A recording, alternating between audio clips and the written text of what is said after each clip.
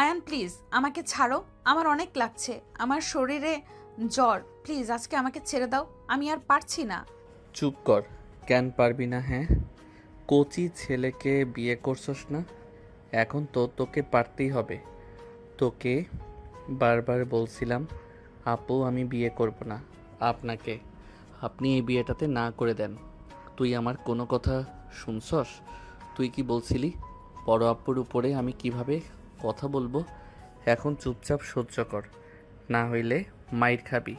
আয়ান আমার উপরে পরে অত্যাচার করো, এখন আমাকে প্লিজ ছাড়ো, আমার ভালো লাগছে না, মাথা ব্যথা আর অসহ্য লাগছে, প্লিজ আমাকে ছেড়ে দাও।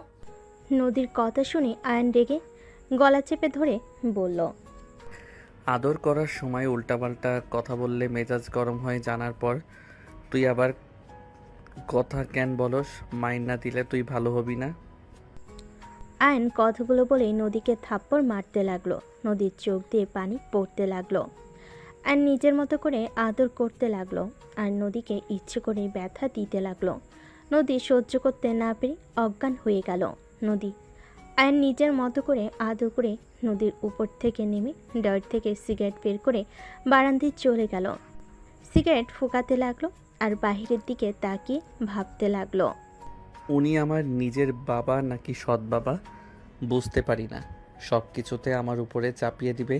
এত যদি এতিম ভাতিজির উপরে মায়া লাগে তাহলে বড় ছেলের সাথে বিয়ে না দিয়ে আমার সাথে দিল।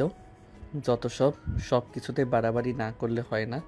একবার শুধু পড়াশোনা শেষ করি, তারপর এই বাড়িতে জীবনেও আসবো না।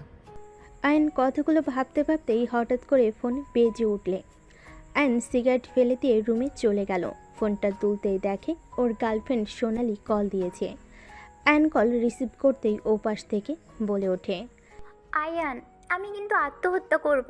আমার ধৈর্যর বাঁধ ভেঙে গেলে কিন্তু খুব খারাপ হয়ে যাবে। আত্মহত্যা ছাড়া কিছু কি পারো?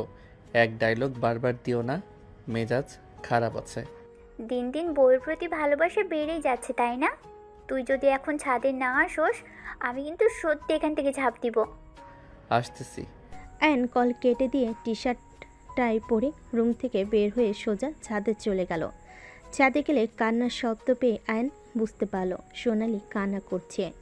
আয়ন সোনালির পাশে গিয়ে বসলে সোনালি আয়নকে জড়িয়ে ধরে কান্না করতে করতে বলতে লাগলো, আয়ান, আমি আর কতদিন এসব সহ্য করব?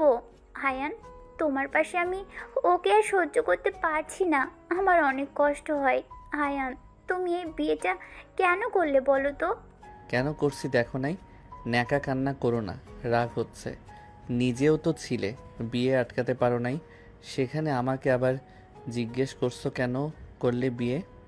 তুমি দিন দিন পরিবর্তন হয়ে যাচ্ছ আয়ান, তুমি আর আগের মতো আমাকে ভালোবাসো না, তোমার কথাবার্তা চেঞ্জ হয়ে গেছে। সোনালি প্লিজ কান্না বন্ধ করো। আমি তো চেষ্টা করতেছি, অত্যাচার দেখি কতদিন সহ্য করতে পারে। ওই নিজেই আমাকে ডিভোর্স দিবে দেখো। আমি যদি ডিভোর্স দিতে চাই তাহলে আমাকে বের করে দিবে, আর বের করে দিলে কোথায় থাকবো? কলেজে ফি, নিজে চলার টাকা পয়সা কোথায় পাবো?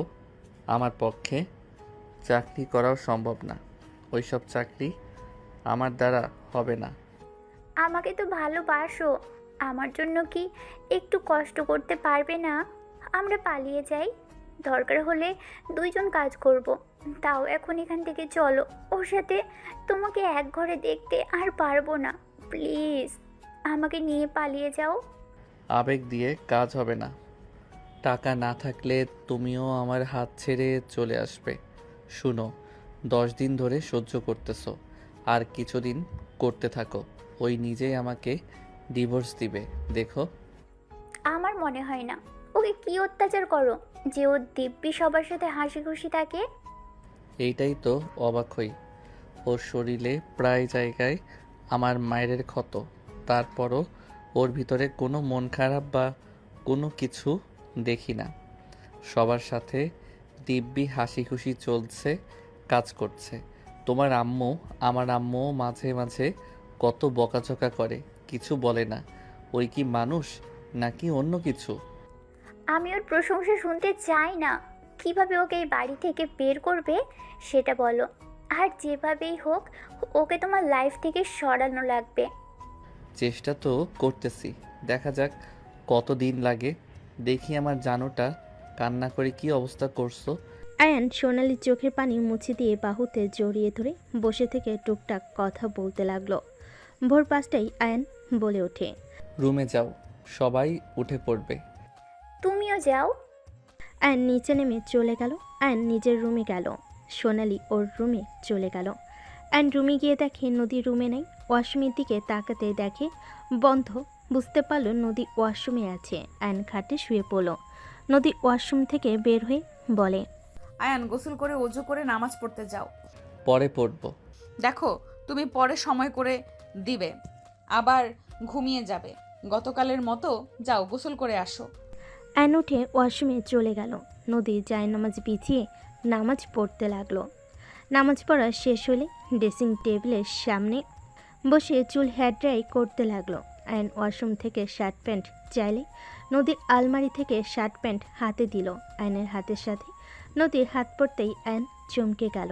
আয়ন কিছু না বলে শার্ট প্যান্ট নিয়ে দরজা লাগিয়ে দিল। শার্ট প্যান্ট পরতে পরতে ভাবতে লাগলো, ওর শরীর তো জ্বরে পুড়ে যাচ্ছে। রাতে রাগের বশে বেশি করে ফেলছি। দিন দিন কি পশু হয়ে যাচ্ছি নাকি? মনের ভিতরে মায়া দয়া কিছু আসছে না। এমন হওয়া ভালো, তাও তো সরে না। এমন ছ্যাঁচড়া মাইয়া জীবনেও দেখি নাই। অ্যান কথাগুলো ভেবে পোশাক পরিবর্তন করে অজু করে নিল। অজু করে বের হয়ে মাথায় টুপি দিয়ে বের হয়ে গেল। মসজিদে গিয়ে নামাজ পড়া শেষ করে মসজিদে কোরআন বের করে আয়ান পড়তে লাগলো। 8টা পর্যন্ত ওইখান থেকে বের হয়ে গেল। অ্যান সোজা সামনের দোকানে বসে চিপস খেতে লাগলো। চকলেট কিনে খেতে খেতে বাসায় চলে গেল। অ্যান বাসে গেলে সোনালীকে বলল, খাবি নাকি? কিপটামি করে নিজের খাওয়াটা দিচ্ছি, আমার জন্য কিনে নিয়ে আসতে পারোস নাই? তোর বাপ কি টাকা দেয় যে কিনবো? তোর বাপ যে দেয় ওইগুলো কি করিস? ওইগুলো দিয়ে জুয়া খেলি। বেয়াদব। হ, আমি তো বেয়াদব। আপনার ভদ্রপোলা কোথায়? তাকে তো দেখছি না। রাহেলা, এই বেয়াদবটাকে এখান থেকে যেতে বলবে, নাকি আমি কিছু করব? আয়ান, তোর আব্বুকে কেন রাগাস?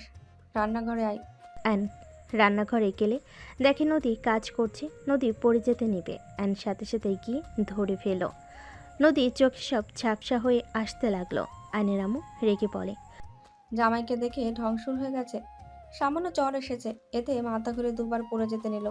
এত ঢং করতে পারে? ভাবি, তোমাকে তো বললাম আবার নেকামি করবে। আমাদের তো জীবনে জ্বর আসে নাই, এর থেকে কত জ্বর নিয়ে কাজ করে গেছি। আর সামান্য গা গরম হয়েছে তাতে এই অবস্থা। সব সময় নাটক করে। এই যা তো, তোর নাটক দেখতে মন চাচ্ছে না। নদী অনেক কষ্টে নিজেকে স্বাভাবিক করে নিয়ে বলল। আয়ান তোমার নুডলস ওই বাটিতে খেয়ে নাও। নদী কাজ করতে নিলে আর নিজের অজান্তে নদীকে কোলে তুলে নিল। সবাই অবাক হয়ে তাকালে নদী বলে, আয়ান কি করছো? ছাড়ো প্লিজ, রান্নাটা শেষ করতে হবে। বড় আব্বু ছোট আব্বু দোকানে যাবে তো। আয়নোর চকলেটটা নদীর মুখের মধ্যে দিয়ে নুডলসের বাটিটা ওর উপরে রেখে হাঁটতে লাগলো। আয়নের আম্মু বলতে লাগলো, আয়ান, লজ্জা শরম কি খেয়ে ফেলেছিস নাকি? নদীকে নামিয়ে দে বলছি। ওই আয়ান, কথা কানে যায় না? আয়নের চাচি আম্মু অনেক কিছু বলতে লাগলো। আয়নের আব্বু চাচু মনে মনে অনেক খুশি হলো। সোনালি রেখে গেল। নদী নামার চেষ্টা করতে লাগলো। আয়ন নদীকে নিয়ে সোজা রুমে চলে গেল। খাটে শুয়ে দিয়ে নদী উঠতে গিয়েও মাথা চড়ক দিল। নদী বলে ওঠে, আয়ান এখানে কেন নিয়ে আসলে? দেখো আমার শরীরে একদম শক্তি নাই। প্লিজ আমাকে এখন অন্তত ছেড়ে দাও। রাতে যত আদর করতে পারো করো, এখন আমাকে যেতে দাও। রান্নাটা করতে হবে, না হইলে ছোট আম্মু বড় আম্মু আরো রেগে যাবে। নদীর কথাগুলো শুনে আয়নের নিজের অজান্তে চোখের কোণায় পানি চলে আসলো। আয়ন সাথে সাথে চোখ মুছে ধমক দিয়ে বলে, এই চুপ করে শুয়ে থাক। আমি তোর হাজব্যান্ড। আমি যা বলবো ওইটা মানতে তুই বাধ্য। স্বামী অবাধ্য হইলে কি হয় জানোস তো? আয়ান আমি জানি, প্লিজ আমার উপরে রাগ করো না। আমি প্রমিস করছি রাতে আমি একটু টু শব্দও করবো না। আমাকে এখন ছেড়ে দাও, আমার সাথে কিছু করো না। আয়ন নদীকে জোর করে শুইয়ে দিল। নদী ভয়ে কুকড়ে উঠল। আয়ন নদীকে অবাক করে দিয়ে নুডলসের বাটিটা হাতে নিয়ে নুডলস নদীর মুখের সামনে ধরল। নদী অবাক হয়ে বলে, কি করছো? এইটা তো তোমার, তুমি খাও, আমি নিচে যাই। হা কর। আয়ান তুমি খাও, সকালে তোমার ক্ষুধা সহ্য হয় না। তুমি খেয়ে নাও, আমি খাবো না, আমার অনেক কাজ আছে। আমাকে প্লিজ যেতে দাও। আমি খেতে বলছি খা, না হইলে তোর খবর আছে। খা বলছি। আয়ন জোর করে নদীকে নুডলস খাওয়াই দিতে লাগলো। নুডলস খাওয়া শেষ হলে আয়ন উঠে পড়লো। নদী বলতে লাগলো, আয়ান কি করলে তুমি? না খেয়ে থাকলে তোমার মাথা গরম হয়ে যাবে। তুমি আমাকে সব খাওয়াই দিলে, নিজে তো কিছুই খেলে না। আয়ন জ্বরে মেডিসিন নিয়ে এসে পানি গ্লাসে ঢেলে ওকে বলে। খেয়ে নে। আয়ন নদীকে মেডিসিন খাওয়াই দিলে নদী বলে, আয়ান এখন তো যেতে দাও আমাকে। এখন কিছুটা ভালো লাগছে। নিচে গিয়ে তোমার জন্য আরেকটা প্যাকেট রান্না করে নিয়ে আসি, তুমি বসো। আমি কিছু খাবো না, চিপস খেয়েছি। আর চুপচাপ শুয়ে থাক। শুয়ে থাকলে সবাই রেগে যাবে। আয়ান প্লিজ আমাকে যেতে দাও, তুমি বোঝার চেষ্টা করো। আয়ন নদীর কথা শুনে বিরক্ত হয়ে খাটের উপর ওঠে। নদীর দিকে যেতে নদী ভয়ে চোখ বন্ধ করে ফেল। আয়ন নদীকে জড়িয়ে ধরল। নদীর চোখ খুলে আয়ন বলে, আমার ঘুম পাচ্ছে। তুই যদি উঠে যাস তোর খবর আছে। তোকে জড়িয়ে ধরে ঘুমাবো। যদি উঠে যাস তাহলে কি হতে পারে বুঝতে পারছস? আয়নের কথাই ভয় পেয়ে নদী শুয়ে থাকলো। আয়ন নদীর দিকে তাকিয়ে দেখে নদী উপরের দিকে তাকিয়ে আছে। আয়ন নদীর দিকে তাকিয়ে থেকে ভাবতে লাগলো, আমি কি ওর উপরে বেশি অত্যাচার করে ফেলছি? এত কিছুর পরও ও কেন আমাকে ডিভোর্স দিতে রাজি হয় না? আমার মাথায় আসে না এই মেয়ে এমন কেন, আর ওর উপরে আমার এত মায়া কেন হচ্ছে? ওর কষ্টে মনে হয় আমার বুকের ভিতরে কেমন যেন করে উঠলো তখন। আমি কি ওকে পছন্দ করতে শুরু করছি নাকি? অসম্ভব। আমি তো সোনালীকে ভালোবাসি না। এইসব কি সব মনে যে নিয়ে আছি ধ্যাত। আয়ন কথাগুলো ভাবতে ভাবতে ঘুমিয়ে গেল। নদী চোখ বন্ধ হয়ে আসলে আয়নের সাথে ঘুমিয়ে গেল। দুপুরের দিকে ঘুম ভাঙলে আয়ন দেখে নদী নাই। আয়ন উঠে ফ্রেশ হয়ে নিল। ফ্রেশ হয়ে নিচে গেলে দেখে আয়নের আম্মু নদীকে দিয়ে ঘর পরিষ্কার করছে। আয়নের রাগ হতে লাগলো। আয়ন ইচ্ছে করে ময়লাওয়ালা জুতা নিয়ে এসে পরিষ্কার জায়গায় পাড়াতে লাগলো। সবাই অবাক হয়ে গেল। নদী অসহায়ভাবে তাকালে। আয়নের আব্বু ধমকে সুরে বলে, হচ্ছেটা কি? হ্যাঁ, বৌমা এত কষ্ট করে পরিষ্কার করলো আর তুই এইসব কি করলি? ভালো কাজ করছি। এই পরিষ্কার কর। নদী আয়নের ব্যবহারে অনেক কষ্ট পেল। নদীর চোখের কোণায় পানি গড়িয়ে পড়ল। আয়নের ফুপি বলে উঠল, বাহ, মেয়েটাকে ছেলের সাথে বিয়ে দিয়ে বৌমা নামে কাজের মেয়ে বানিয়ে দিলে। বাহ, তোমাদের প্ল্যানের জবাব নাই। বাহিরের মানুষ কিছু বললে এখন তো বলা যাবে ছেলের বউ ঘরের কাজ করবে না তো কি করবে? ওদের তো সংসার। তোমাদের তো নোবেল পুরস্কার দেয়া উচিত। আফা, আপনি এখানে? আফা, আপনি ভুল বুঝছেন। আমরা কতবার বললাম, ওই শুনলো না। চুপ করো, তোমাদের এইসব নাটকের কথা আমাকে শোনাতে এসো না। আর আয়ান, তুই এত বাজে ভাবতেও পারছি না। আমি তো ভেবেছিলাম এই ফ্যামিলিতে তুই একমাত্র ছেলে যে সবার থেকে আলাদা। এখন তো দেখতে পারছি ওদের থেকেও জঘন্য আচরণ তোর বেশি। আয়ান, একটা কথা মাথায় রাখিস, স্ত্রী মৃত্যুর আগ পর্যন্ত তোর পাশে থাকবে। কেউ না থাকলেও স্ত্রী থাকবেই। তাকে সম্মান করতে শেখ। স্ত্রী ছাড়া কেউ সারা জীবন পাশে থাকবে না। স্বার্থপর সবাই। যত বাবা মা যাই বলিস না কেন, স্বার্থে টান লাগলে সবাই দূরে সরিয়ে দিবে। তোর ফুপার কিছু ছিল না, সবাই ওকে ঠকিয়ে পথে বসিয়ে দিয়েছিল, দেখোস নাই? আমি শুধু মাত্র ওর পাশে ছিলাম। তুই তো সব দেখছোস। তাই স্ত্রীকে ভালোবাসতে, সম্মান করতে শেখ। নদীর মতো মেয়েকে বউ হিসাবে পেয়েছিস, এটাই তোর সৌভাগ্য। ফুপির কথা শুনে আয়ন রেগে বলে, ফুপি, আমি ওকে বলেছিলাম রেস্ট নিতে, আর ওই কিনা এখানে এসে এইসব ভারী কাজ করছে। এমনিতে জ্বর, তার উপরে কি করে পানির বালতি এখানে নিয়ে এসে মেজে পরিষ্কার করছে। তো ওকে জন্মের পরিষ্কার করাবো তো, ওই পরিষ্কার কর এখানে। আয়নের ধমক শুনে নদী চমকে উঠল। আয়ান বলে উঠল, কি হলো, কর পরিষ্কার। আয়ান তোকে রেস্ট নিতে বলেছে, তুই আবার কাজ কেন করছিস? ফুপির কথা শুনে নদী চুপচাপ থাকলে সোনালি ছোট ভাই রিফাত বলে ওঠে, ফুপি, আপুকে তো দুপুরে বড় আম্মু খেতে দেয় নাই। এই কাজগুলো করে দিলে খেতে দিবে। আপু ভাইয়ার সাথে ঘুমিয়ে গেছিল দেখে বড় আম্মু রেগে যায়। আপুকে থাপ্পড়ও মারছে। আয়নের আপু ফুপ্পি আয়ন অবাক হয়ে গেল। এই উঠে, কিসের কাজ? ফুপি নদীর হাত ধরে তুলে লাথি দিয়ে বালতির পানি ফেলে দিয়ে বলে, কোনো কাজ করবি না? এই তোমরা করবে, এই বাড়ির বউ না? কাজ করো তাড়াতাড়ি, 10 মিনিটের ভেতরে কাজ শেষ যেন হয়।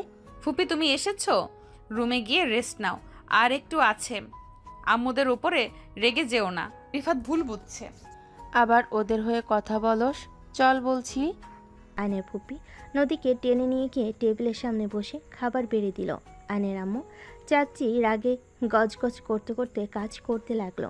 আয়ন নদীর দিকে তাকিয়ে চোখ সরিয়ে নিয়ে বের হয়ে গেল। সন্ধ্যের দিকে আয়ন বাসার ভিতরে আসলে সোনালি উপর থেকে ছাদে যাওয়ার জন্য ইশারা করে চলে গেল।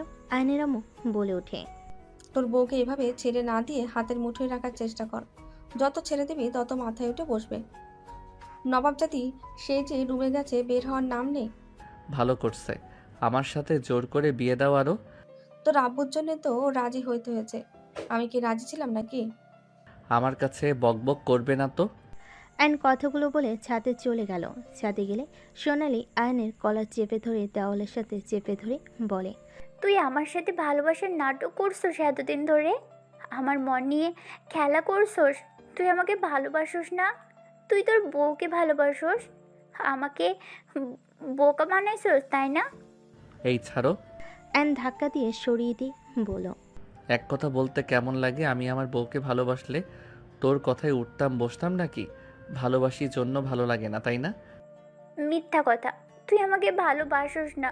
তুই যদি ভালোবাসতি তাহলে নদী আপুকে সকালে কোলে নিয়ে যাইতি না, ওকে জড়িয়ে ধরে ঘুমিয়ে থাকতি না। আমি কি দেখি নাই নাকি? তোর চোখে মুখে স্পষ্ট বোঝা যাচ্ছে তুই ওকে ভালোবাসোস। আয়নের রাগ হতে লাগলো। আয়ন নিজের রাগ কন্ট্রোল করে সোনালীকে জড়িয়ে ধরে বলতে লাগলো, জান শান্ত হও, দেখো আমি তোমাকে ভালোবাসি। ওর অনেক জ্বর, মানুষ হয়ে মানুষের উপকার যদি একটু না করি তাহলে কেমন মানুষ হইলাম? আর ধরতে গেলে ওই আমাকে ছোট থেকে বড় করছে, আমার দেখাশোনা সব ওই করছে, তোমাকেও তো ওই বড় করছে। এই হিসাবে একটু সাহায্য করলে কি সমস্যা বলো? আমার ভালো লাগে না যখন তোমাকে আমি ওকে জড়িয়ে ধরে ঘুমোতে দেখে আমার মাথা খারাপ হয়ে যায়। আমার ইচ্ছে করছিল তোমাকে আমি খুন করে ফেলি। হায়ান, কেন বোঝো না?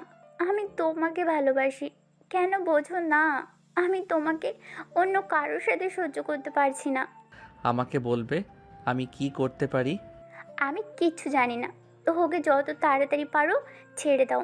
আমি ওকে দেখতে চাই না তোমার পাশে। ঠিক আছে।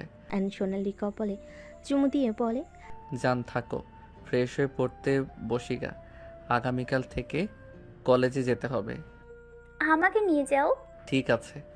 আয়ন সোনালীকে ছেড়ে দিয়ে নিচে চলে গেল। আয়ন রুমের দিকে যেতে যেতে ভাবতে লাগলো, উফ, কি যে ঝামেলা না। নদীর বাচ্চা, তোকে আমি রুম থেকে বের করব, অনেক সহ্য করছি। আয়ন রেগে রুমে গিয়ে দেখে নদী শুয়ে আছে। আয়ন রেগে নদীর হাত ধরে টেনে সোজা দরজা দিয়ে সোজা ধাক্কা মেরে রুম থেকে বের করে দিয়ে বলল, আর না, বাইরে থাক, আমার রুমে আসবি না। তুই একটা ছ্যাঁচড়া মহিলা, লজ্জা লাগে না তোর? এত অত্যাচার করি, সবাই মিলে এত অপমান করে, তারপরও তোর লজ্জা হয় না? আয়ন এমন কেন করছো? আমার উপরে এত রেগে কেন আছো? আমি কি করেছি আমাকে বলো। এই চুপ কর তো, তোকে আমার সহ্য হয় না। তুই প্লিজ আমার লাইফ থেকে দূর হ, তুই দয়া করে আমার চোখের সামনে থেকে যা। আয়ন নদীর চিল্লাপালার শব্দ শুনে সবাই উঠে এসে দেখে নদীর কপাল দিয়ে রক্ত পড়ছে। ফুপি দৌড়ে এসে নদীকে তুলে আয়নের সামনে গিয়ে সজোরে থাপ্পড় মেরে বলে, তোদের কাউকে আর নদীকে দেখতে হবে না, আমি ওকে নিয়ে চলে যাব। তোরা থাক সবাই মিলে ভালো। আয়ান, তুই আজ যা করলি তোর কপালে দুঃখ আছে, তোকে পস্তাতে হবে দেখে নিস। নদীর জন্য তোকে কাঁদতে হবে। ফুপি, বাজে কথা বলো না, ওর জন্য আমাকে পস্তাতে হবে না। ওই আমার লাইফে আসার পর থেকে আমি পস্তাচ্ছি, আমার ওকে দেখলে শরীর চলে। প্লিজ আমার লাইফ থেকে এই আপদটা নিয়ে গিয়ে উদ্ধার করো আমাকে, আমি আর ওকে নিতে পারছি না। আয়ন আমি তো সব সময় তোমার মনের মতো হয়ে থাকার চেষ্টা করলাম। আয়ন তারপরও তুমি কেন এমন করছো? তুমি কি জন্য এত রেগে গেছো আমাকে বলো। আমার ভুল, আমাকে শোধরানোর সুযোগ অন্তত দাও। আয়ান তোমার পায়ে পড়ি, প্লিজ তুমি আমাকে তোমার থেকে দূরে সরিয়ে দিও না। তুমি ছাড়া আর ফুপি ছাড়া আমার আপন বলতে কেউ নেই। আয়ান প্লিজ তুমি এমন করো না। নদী কান্না করতে করতে আয়নের পা জড়িয়ে ধরে কথাগুলো বলতে লাগলো। আয়ন রেগে ধাক্কা মেরে দিয়ে বলে, সরো তো। আয়ান, নদী যদি এই বাসা থেকে বের হয়, তুই নিজেও এই বাসা থেকে বের হয়ে যাবি। নদী না থাকলে আমি তোকে এই বাসায় রাখবো। এইটা যদি ভাবস তাহলে জীবনে বড় ভুল করবি। তোমার সমস্যা কি আব্বু? তুমি আমার সাথে এমন অবিচার কেন করো? তোমার কোনো বিবেক আছে? তুমি কোন হিসাবে আমার 5 বছরের বড় মেয়ের সাথে বিয়ে দিলে? ওই আমাকে কোলে করে রাখতো, সেই মানুষের সাথে আমার বিয়ে কি করে দিলে? তোমার তো বড় ছেলেও ছিল, তাকে বাদ দিয়ে আমার গলায় কেন দিলে? আমি কি তোমার সৎ ছেলে নাকি? আয়নের কথা শুনে আয়নের আব্বু সজোরে থাপ্পড় মারল। আবারও মারতে যাবে নদীকে সামনে দাঁড়ালে নদীর গালে থাপ্পড়টা পড়ল। নদীর থাপ্পড় খেয়ে অজ্ঞান হয়ে গেল। নদী পড়ে যেতে নিবে, সাথে সাথেই আয়ন ধরে ফেলল। নদীর আব্বু ফুপি বলতে লাগলো, নদী, এই নদী, চোখ খোল। তুই যাকে বের করার চেষ্টা করছিস, দেখ তোকে মার খাওয়ায় সে সহ্য করতে পারছে না। এই অসুস্থ শরীর নিয়ে তোর থাপ্পড় নিজের গালে নিল। তোদের জন্য ওই জীবন দিলেও তোদের মন গলবে না। মা ছেলে সব এক তোরা, তোদের কপালে দুঃখ আছে। আমি বারবার বলছি, অহংকার কমা আয়ান। আয়নর ফুপির কথা শুনে সোনালির দিকে তাকাতেই সোনালি ফোনে কথা বলার ভান করে চলে গেল। আয়ন নদীকে কোলে তুলে নিয়ে রুমে ঢুকিয়ে পড়ল। নদীকে খাটে শুইয়ে দিলে ফুপি এসে পানি ছিটিয়ে দিতে লাগলো। আয়ন নদীর দিকে তাকিয়ে থাকতে লাগলো। আয়নের আব্বু ধমক মারলে আয়ন রুম থেকে বের হয়ে গেল। আয়ন সোজা সাদিকে এক কানিতে দাঁড়িয়ে থেকে সব কিছু ভাবতে লাগলো। রাত 10টার দিকে আয়ন রুমে চলে গেল। রুমে গিয়ে দেখে নদী শুয়ে আছে। আয়ন দরজা লাগিয়ে দিলে নদী বলে ওঠে, Ayaan I am sorry. Ayaan তুমি চাইলে এখন আদর করতে পারো, আমি তোমাকে বাধা দেব না। তাও তুমি আমাকে বের করে দিতে চেও না। আয়ান তুমি আমার হাজবেন্ড, তুমি একমাত্র আমার প্রিয় মানুষ। সেই তুমি যদি আমার উপরে রেগে থাকো তাহলে আমি কোথায় যাব? আয়ান দয়া করে আর রাগ করো না, আসো। নদী কথাগুলো বলে বুকের উপর থেকে শাড়ির আঁচলটা ফেলে দিল। আয়ন লাইট অফ করে ডিম লাইট জ্বালিয়ে পাশের বালিশটা ঠিক করে শুয়ে পড়ল ঘুরে। নদী আয়নের শরীরে হাত দিয়ে বলল, আয়ান আমাকে আরেকটা সুযোগ দাও, আমি আর কখনোই তোমাকে বাধা দিব না। আয়ান প্লিজ আমার দিকে ঘোরো না। নদী কান্না করতে করতে আয়নের কাছে ক্ষমা চাইতে লাগলো। আয়ন এক ঝটকায় হাত সরিয়ে দিয়ে বলল, হাত সরাতো, মেজাজ গরম করিস না, ঘুমাতে দে। আয়ান আমাকে শেষবারের মতো ক্ষমা করে দাও। আমি তো তোমাকে বলছি আর কখনোই বাধা দিব না। প্লিজ আমাকে ক্ষমা করে দাও। তুমি এভাবে রাগ করে থেকো না। থাপ্পড় খাস না, ঘুমাতে দাও। আয়ন ধমকে সুরে কথাগুলো বলে চোখ বন্ধ করে নদী কান্নার শব্দে বিরক্ত হয়ে বলল, এই কান্না থামাবি? গলা চেপে ধরবো যদি কান্না করো। শান্তিতে ঘুমাতে দিবি? জীবনের সব শান্তি তো কেড়ে নিয়েছিস, অন্তত আমাকে ঘুমাতে দে শান্তিতে। আয়নের কথা শুনে নদী নিজের কান্না কন্ট্রোল করে শুয়ে পড়ল। সকালে ঘুম ভাঙলে আয়ন ফ্রেশ হয়ে চলে গেল। ফ্রেশ হয়ে অজু করে বের হয়ে জায়নামাজ বিছিয়ে নামাজে দাঁড়িয়ে গেল। আয়ন নামাজ পড়তে লাগলো। নামাজ পড়া শেষ করলে দেখে নদী দাঁড়িয়ে আছে। আয়ন কিছু না বলে জায়নামাজ ভাঁজ করে রেখে দিল। নদী বলে ওঠে, আয়ান চা। খাবো না। আয়ান এখনো রেগে আছো? মেডিসিন খাইছস? না, তুমি চাটা খেয়ে নাও। খাবো না। আয়ন নদীকে কিছু বলতে না দিয়ে চলে গেল। আয়ন সোজা ছাদে চলে গেল। সাদিকে বসে থাকতে লাগলো। আয়ন বাহিরের দিকে তাকিয়ে থাকতে লাগলো। সোনালি ছাদ এসে আয়নকে দেখে আয়নের পাশে বসলে। আয়ন সোনালির দিকে তাকিয়ে থাকলে সোনালি বলে ওঠে, কি হয়েছে? মন খারাপ তোমার? সোনালি, আমার কিছু ভালো লাগছে না। সোনালি সবাইকে জানিয়ে দেয় যে আমরা একে অপরকে ভালোবাসি। এভাবে আর চলতে পারছি না। 12 দিনে আমি হাঁপিয়ে গেছি। আমি তোমাকে ভালোবাসি। আমি তোমাকে ছাড়া অন্য কারোর সাথে থাকতে পারছি না। আয়ান, এটা বললে বড় আব্বু রাজি হবে না। নদী আপুকে ডিভোর্স দিয়ে কি আমাদের ভালোবাসা মেনে নিবে নাকি? আয়ান, একটা উপায়, পালিয়ে যাওয়া। যদি পালিয়ে যাই তাহলে কেউ কিছু করতে পারবে না। বারবার পালানোর কথা কেন বলো? পালিয়ে গেলে বাসার সবার মাথা নিচু হয়ে যাবে। সবাই আব্বু কাকুকে দেখে সিসি করবে। আর পালিয়ে গেলে আমরা থাকবো কোথায়, খাবো বা কি? অনেক ঝামেলা। পালিয়ে গেলে তো হয় না। আমরা টাকা পয়সা গহনা নিয়ে পালাবো। যতদিন না আমাদের চাকরি হয় ততদিন ওইগুলো দিয়ে চালিয়ে নিব। এইটা সম্ভব হবে না। আমরা এখনো ছোট। আমরা বাহিরের সম্পর্কে ভালোভাবে জানিও না। কোথায় কেমন মানুষজন থাকবে আমরা কিভাবে বুঝবো? দেখা যাবে আমাদের টাকা গয়না কয়েকজন মিলে নিয়ে চলে গেল। ইন্টার ফার্স্ট ইয়ারে পড়ি আমরা, এখনও আমরা কিসের ছোট? আমাদের যথেষ্ট বুদ্ধি হয়েছে। না না, দিলে সমস্যা।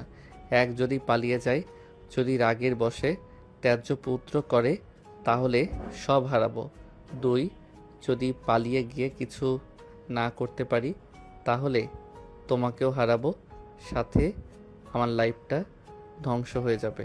আয়নের কথা শুনে সোনালি রেগে বলে ওঠে। কাপুরুষের মতো কথা বলিস না। আসল কথা, মায়ের আঁচল ছাড়তে পারবি না, তাই না? এত বড় হয়েছোস, তাও মায়ের আঁচল থেকে বের হতে পারোস না।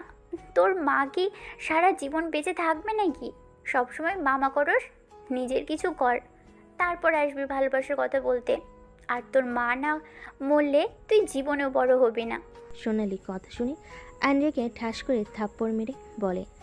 একদম আম্মুকে এর ভিতরে টানবি না। তুই আমার মায়ের মৃত কামনা করস, তোকে আমি খুন করে ফেলবো। তোর সাহস কি করে হয় আমার আম্মুকে বলস মরার কথা? আয়ন রেগে সোনালির গলা চেপে ধরলে সোনালি আয়নের হাত ধরে বলতে লাগলো। আমার দম বন্ধ হয়ে আসছে আয়ান, আমার গলা ছাড় বলছি। ছাড়বো না। তুই আমার আম্মুর মৃত্যু কামনা করলি কেন? হঠাৎ করে নদী চলে আসলে নদী দৌড়ে এসে আয়নের হাত ধরে বলে। আয়ন কি করছো? ছাড়ো। ওকে, ছাড়বো না আমি। কি করছো? ওই ছাড়ো, মারা যাবে তো। নদী ধাক্কা দিয়ে আয়ন ছেড়ে দিলে সোনালি কাশতে লাগলো। সোনালির আগে আয়নকে থাপ্পড় মারতে লাগলো। থাপ্পড় মেরে চিল্লাইয়ে বলতে লাগলো। তুই একটা সাইকো, তুই আমার সাথে কথা বলবি না। Just I hate you Ayaan, just I hate you. I hate you too. তুই যা এখান থেকে। তোকেও আমি ঘৃণা করি। যে আমার প্রিয় মানুষকে অপছন্দ করবে, আমি তাকে মাথায় রাখবো। যদি ভেবে থাকোস জীবনে বড় ভুল করবি, তুই আমার চোখের সামনে থেকে যা। তোকে আমি দেখতে চাই না। আয়নের কথা শুনে সোনালি রেখে আয়নের বুকে দুহাত দিয়ে ধাক্কা মারে। আয়ন পড়ে যেতে নিবে, সাথে সাথে নদী আয়নের শার্ট ধরে ফেল, সোজা আয়নের উপর গিয়ে পড়ল। নদী আয়নকে বলতে লাগলো। তুমি ঠিক আছো? ওঠেক আমার উপর থেকে। আয়ন নদীকে ধাক্কা দিয়ে সরিয়ে দিয়ে শার্ট প্যান্ট ছেড়ে চলে গেল। নদী আয়নের চলে যাওয়ার দিকে তাকিয়ে থাকলো। আর নিচে গেলে আয়নের আম্মু বলে ওঠে। কিরে, তোর হাতে রক্ত কেন? কি হয়েছে? কিছু সরে গেছে একটু। আয়নর আম্মুর কাছে গিয়ে হুট করে জড়িয়ে ধরে সবাই অবাক হয়ে গেল। আয়নকে কিছু বলার আগেই আয়ন বের হয়ে গেল বাসা থেকে। আয়ন রাস্তা দিয়ে হাঁটছিল, হঠাৎ ওর বন্ধুর সাথে দেখা হলে রাকিব বলে ওঠে। ওই আয়ন কোথায় যাস রে? হাতে কি হয়েছে রে? কিছু না। তুই কোথাও যাচ্ছিস নাকি? চল দাওয়াত খেয়ে আসি। কোথায়? ফুপির বাসায় যাব। চল যাই, ফুপি খুশি হবে তোকে দেখলে। ওকে চল। আয়ন রাকিব একসাথে গাড়িতে উঠে যেতে লাগলো। সামনে ফার্মেসিতে গিয়ে হাত পরিষ্কার করে স্টিকার ব্যান্ডেজ লাগিয়ে চলে গেল। আয়ন রাকিবের সাথে ওর ফুপির বাসে গিয়ে সবার সাথে আড্ডা দিতে লাগলো। রাতে খাবার খেয়ে সবার সাথে আড্ডা দিয়ে দুজন সবার থেকে বিদায় নিয়ে বের হয়ে আসলো। রাকিব বলে ওঠে। কি ব্যাপার সোনালি, তো একবারও কল দিল না? কাহিনী কি? ওর সাথে কিছু হয়েছে নাকি? ওই আজকে আম্মুকে নিয়ে বাজে কথা বলছে, আম্মুর মৃত্যু কামনা করছে সেটা নিয়ে। আয়ন সব কিছু খুলে বলে রাকিব বলে ওঠে। দেখ, রাগ করা স্বাভাবিক। আবার আমি বলছি না সোনালি যা বলেছে তা বলে ঠিক করেছে, কিন্তু আয়ন তুই একটু বেশি আন্টির ভক্ত। শুন মা, ভক্ত হওয়া ভালো, বাট বেশি না। তুই আসলে আমাদের মতো না, এখনও বাচ্চাদের মতো তোর ব্যবহার, ম্যাচুরিটি তোর ভিতরে তেমন একটা দেখতে পাই না। শোন, রাগারাগি না করে সোনালিকে বুঝিয়ে সময়ের অপেক্ষা কর। আর আরেকটা কাজ করা যায়, নদী আপুর সাথে অন্য একটা ছেলেকে লাগিয়ে দে, বদনাম দিয়ে বের করে দে, তাহলে তো হয়ে যায়। কথাটা মন্দ বলিস নাই, কিন্তু ওর তো ছেলে কোনো ফ্রেন্ড নাই যে তার সাথে মিলিয়ে কথাগুলো বলে বের করব। আরে ফ্রেন্ড নাই তো কি হয়েছে? আমি তোকে কিছু প্ল্যান বলি, সেই অনুযায়ী করলে 100% কাজ দিবে। কি প্ল্যান? আয়নের কথা শুনে রাকিব ওকে প্ল্যান বলতে লাগলো। আয়ন মনোযোগ দিয়ে শুনতে লাগলো। আয়নকে সব বুঝিয়ে রাকিব বলে ওঠে, ওকে, এখন সোনালির রাগ ভাঙিয়ে দুইজনে মিলে কাজে লেগে যা। আমি আসছি, ভাড়া দিয়ে দিস। বাই। রাকিব রিক্সা থেকে নেমে চলে গেল। রিক্সাওয়ালা আয়নকে নিয়ে যেতে লাগলো। রিক্সাওয়ালা মামা হঠাৎ করে বলে ওঠে, মামা, আমার কথাগুলো ঠিক হবে না, কিন্তু আপনি যা করতে চাচ্ছেন মোটেও ঠিক হবে না। আমি নদী মামনিকে চিনি, উনি অনেক ভালো মেয়ে। তার সাথে এমন করলে আল্লাহ আপনাকে ছাড়বে না। ভালো মানুষের ক্ষতি করলে নিজেও ক্ষতিগ্রস্ত হবেন। আপনি তাকে পছন্দ করেন না, তাকে বুঝিয়ে ছেড়ে দেন, বাট এমন নোংরা অপবাদ দিলে আপনার নিজেদের মান সম্মান থাকবে না। সবাই আপনাদের নিয়ে ছি ছি করবে। বলতে আপনারা এমন মানুষ করলেন যে লাস্টে এই কাজ করলো। আপনার সাথে জোর করে বিয়ে করিয়ে দিয়েছে। মেয়েটাও ভালো করেছে না, ধরেন কথার সম্মুখে পড়তে হবে। এখন ভেবে দেখেন কি করবেন। আয়ন রিক্সাওয়ালার কথা শুনে বলে, আমাকে জ্ঞান দিবেন না তো। রিক্সাওয়ালা রিক্সা চালান, প্যাসেঞ্জার কি করলো না করলো সেদিকে কেন কান দিচ্ছেন? আয়নের কথা শুনে রিক্সাওয়ালা মামা বলে, আমি জানি আমার কথাগুলো বলা ঠিক হয় নাই, কিন্তু এই ভালো মায়াডার ক্ষতি কইরেন না। মায়াডা অনেক ভালো, তাই আমি চুপ থাকতে পারলাম না। যাদের জন্য ওই মায়ার ক্ষতি করতে চাচ্ছেন, ওই মায়া দেখেন আপনাকে সুখে থাকতে দিবে না, আপনাকে অশান্তিতে রাখবে দিনরাত। একজন ভালো বউ পাওয়া ভাগ্য ব্যাপার। একবার যদি বউ খারাপ হয় সারা জীবনে পস্তাতে হবে। এত জ্ঞান দিয়েন না, আমার ব্যাপার আমি বুঝে নিব। আপনি দয়া করে চুপ থাকেন, আমার মেজাজ খারাপ করেন না। আয়নের কথা শুনে রিক্সাওয়ালা চুপ করে রিক্সা চালাতে লাগলো। আয়ন রাকিবের কথা একবার রিক্সাওয়ালার কথাগুলো ভাবতে লাগলো। আমাকে কাজটা করতে হবে, না হইলে আমি সোনালীকে কোনোদিনও পাবো না। ওর মান সম্মান গেলে যাবে, তাতে আমার কি? আমি তো সোনালীকে নিয়ে ভালো থাকতে পারবো। সোনালীকে আমি সারা জীবনের মতো পাবো। অন্য কথা ভেবে লাভ নাই। আমাকে এই কাজ করা লাগবে, কিন্তু ওর ঘরে কাকে পাঠাবো? আর ওর কিছু ছবি তোলা লাগবে, বন্ধুকে দিয়ে এডিট করে নিলে হয়ে যাবে। আয়ন কথাগুলো ভাবতে ভাবতে বাসার সামনে রিক্সা থামলে আয়ন রিক্সাওয়ালাকে ভাড়া দিয়ে ভিতরে চলে গেল। আবার গেট দিয়ে বাহিরে এসে দৌড়ে রিক্সাওয়ালাকে থামিয়ে বলে, মামা, কথাগুলো আমরা তিনজন জানি। যদি কারো কানে যায় তাহলে আপনার কপালে দুঃখ আছে। আপনার ঘরে তো মেয়ে বউ আছে, তাই না? বুঝতে পারছেন কি করতে পারি?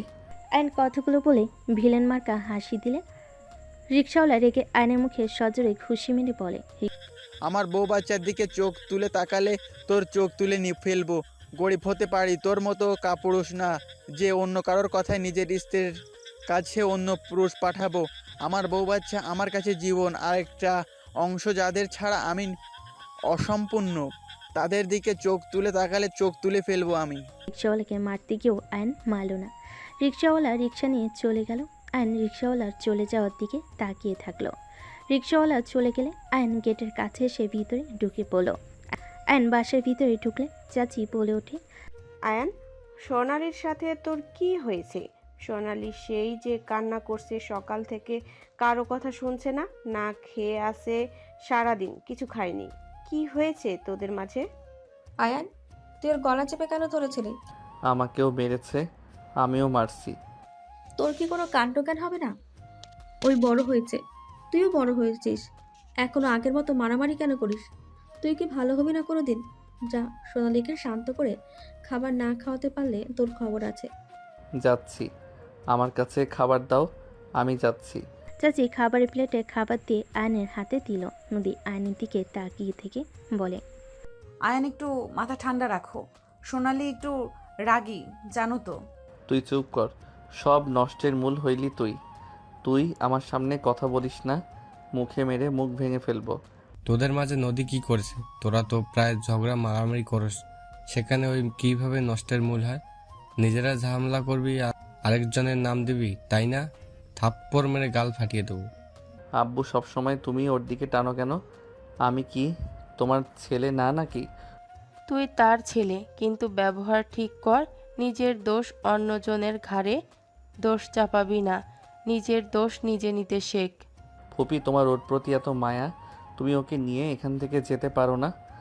আয়নের কথা শুনে আয়নের ফুপ্পি থাপ্পড় মেরে বলে, তোর এত বড় সাহস আমাকে বের হয়ে যেতে বলস? আমি চাইলে তোদের ঘাড় ধাক্কা দিয়ে বের করে দিতে পারবো। তাই নিজেকে বেশি কিছু ভাবিস না, নিজের অকাতের ভেতরে থাক। আয়নের কথাই আয়নের আব্বু রেগে দুই গালে থাপড়াতে লাগলো। আয়ন হাত দিয়ে থামানোর চেষ্টা করতে লাগলো। হঠাৎ করে রাফি তার স্ত্রী ভিতরে আসলে রাফি বলে ওঠে, আব্বু কি হয়েছে, ওকে কেন মারছো? রাফি দৌড়ে গিয়ে থামিয়ে দিল। আয়নের আব্বু বলে ওঠে, আমার বোনকে বের হয়ে যাওয়ার কথা ভাবলি কিভাবে মেরে হাড্ডি ভেঙে ফেলবো।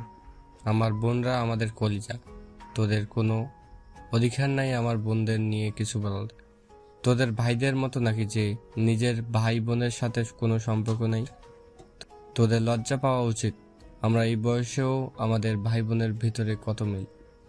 বৌমা তুমি রুমে যাও, আমাকে তোমরা দুইজন ক্ষমা করে দিও। এই কুলাঙ্গার দুইটার সাথে আমি তোমাদের বিয়ে করিয়ে দিয়েছি। আমার ঘৃণা হয় ওদের ছেলে হিসাবে পরিচয় দিতে।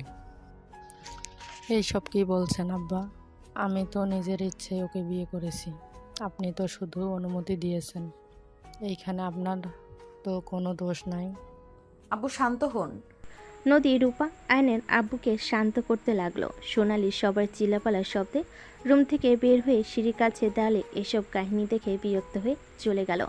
রাফি আয়নকে বলল, এখান থেকে যা। আয়ন খাবার নিয়ে চলে গেল। সোনালি রুমের সামনে গেলে দেখে সোনালি বসে আছে নিচের দিকে তাকিয়ে থেকে। আয়ন আস্তে আস্তে সোনালির পাশে বসে পড়ে। সোনালি রেগে উঠে বলে, এখানে কেন এসছোস? বাহ, ভাতের সাথে বিষ মিশিয়ে নিয়ে এসছোস নাকি আমাকে মেরে ফেলার জন্য? জান, আই এম সরি। আমি নিজের রাগ কন্ট্রোল করতে পারি নাই। তুমি তো জানো আম্মুর বিষয়ে কেউ কিছু বললে আমার রাগ উঠে যায়। তুমি আম্মুকে নিয়ে এসব না বললে তো আমি রেগে যেতাম না। এই যা তো, তোর মায়ের কাছে আঁচল ধরে বসে থাকা। আয়ন সোনালির হাত ধরে টান দিয়ে খাটের উপর বসিয়ে দিয়ে বলল, জান, রাগ করো না তো। তুমি একটু মাথা ঠান্ডা করে খাবারগুলো খেয়ে নাও। আমি তোমাকে একটা কথা বলবো, শুনলে তুমি খুশি হয়ে যাবে 100%। চুপ কর, তোর কোনো কথা আমি শুনতে চাই না। তোর কথা শোনা তো দূর, আমি তোর মুখও দেখতে চাই না। তুই আমার রুম থেকে বের হয়ে যা, না হলে আমি তোকে রেপ কেসে ফাঁসিয়ে দিব। আয়ন সোনালির কথা শুনে ফিক করে হেসে দিয়ে বলে, ওকে, যা ইচ্ছে করো। তুমি হাঁ করো আর কান টান খোলা রাখো। আমি তোমাকে যা বলবো তুমি খুশি যদি না হও তারপর বলো। আমি তোমার সামনে আসবো না। কি এমন কথা যে খুশি হয়ে যাব? আগে আমার হাত থেকে খাবারগুলো খাও, তাহলে বলবো। কথাটা বল, ঢং করিস না, রাগ হচ্ছে। আচ্ছা, আগে খাও তারপর বলবো। ওকে, দে। আয়ন সোনালিকে খাওয়িয়ে দিতে লাগলো। সোনালি খাবার মুখে নিয়ে বলল, কি রে, কি করতে চাইলি বল তো? রাকিব আমাকে বুদ্ধি দিয়েছে। ওয়েট দেখি আশেপাশে কেউ আছে নাকি। আয়ন উঠে দরজা দিয়ে দেখতে লাগলো আশেপাশে কেউ আছে নাকি। সোনালি কাছে আবার এসে পাশে বসে বলল, নদীকে এই বাড়ি থেকে বের করার এক আইডিয়া রাকিব আমাকে দিয়েছে। যদি আমরা কাজটা ঠিক মতো করতে পারি তাহলে ওকে আব্বু আম্মু সবাই মিলে বের করে দিবে। আইডিয়াটা কি সেটা বলবি তো নাকি? মেজাজ গরম করিস না। একটা ছেলে খুঁজতে হবে যে ওর সাথে ফ্রেন্ডশিপ করবে। আস্তে আস্তে মিল হইলে ওই ছেলেটা সুযোগ বুঝে ওর রুমে যাবে বারান্দা দিয়ে। সব বুঝলাম, ও তোর রুমে থাকে, সেখানে তুই থাকতে পরপুরুষ আসলে কি যায় আসে? আরে যেই দিন ওই ছেলে আসবে সেদিন আমি বন্ধুদের সাথে ঘোরার কথা বলে রাতে আসবো না। ও আচ্ছা, বাট ছেলেটাকে খুঁজতে হবে, ভাড়া করব, তাহলে হবে। যদি একবার ধরা পড়ে দুইজনকে বাসা থেকে ঘাট ধাক্কা দিয়ে বের করে দিবে। আরে সাবধানে কাজ করা লাগবে আর ভয় পেলে চলবে না। এটা অনেক ভালো আইডিয়া। তাহলে ছেলে খুঁজতে হবে। আমাদের স্কুলে একটা ছেলে আছে, রাতুলকে দিয়ে কাজটা করালে কেমন হয়? রাতুল ওই কি করতে রাজি হবে? আমি বললে অবশ্যই রাজি হবে। এখন কথা হলো নদী আপু কি কথা বলবে? চেষ্টা করতে হবে। ওই তো প্রতিদিন বাজারে যায়, ভার্সিটিতেও যায় মাঝে মাঝে। ওই সময়গুলো কাজে লাগাতে হবে। এই সময়গুলো কাজে লাগাতে হবে। ওকে যান, এখন একটু হাসো না। এভাবে মুখ গম্ভীর করে রাখলে কি ভালো দেখা যায় কও? আমার এখানে তো খারাপ লাগে। অ্যান বুকে হাত দিয়ে কথাগুলো বলে। সোনালি জড়িয়ে ধরল। অ্যান হেসে দিয়ে কপালে চুমু দিয়ে বলে, আচ্ছা যান, আমি এখন আসছি। তুমি তাহলে রাতুলের সাথে কথা বলে নাও। ঠিক আছে। অ্যান প্লেট নিয়ে চলে গেল। সোনালি ভিলেন মার্কা একটা হাসি দিয়ে ফোনটা হাতে নিয়ে কল দিতে লাগলো।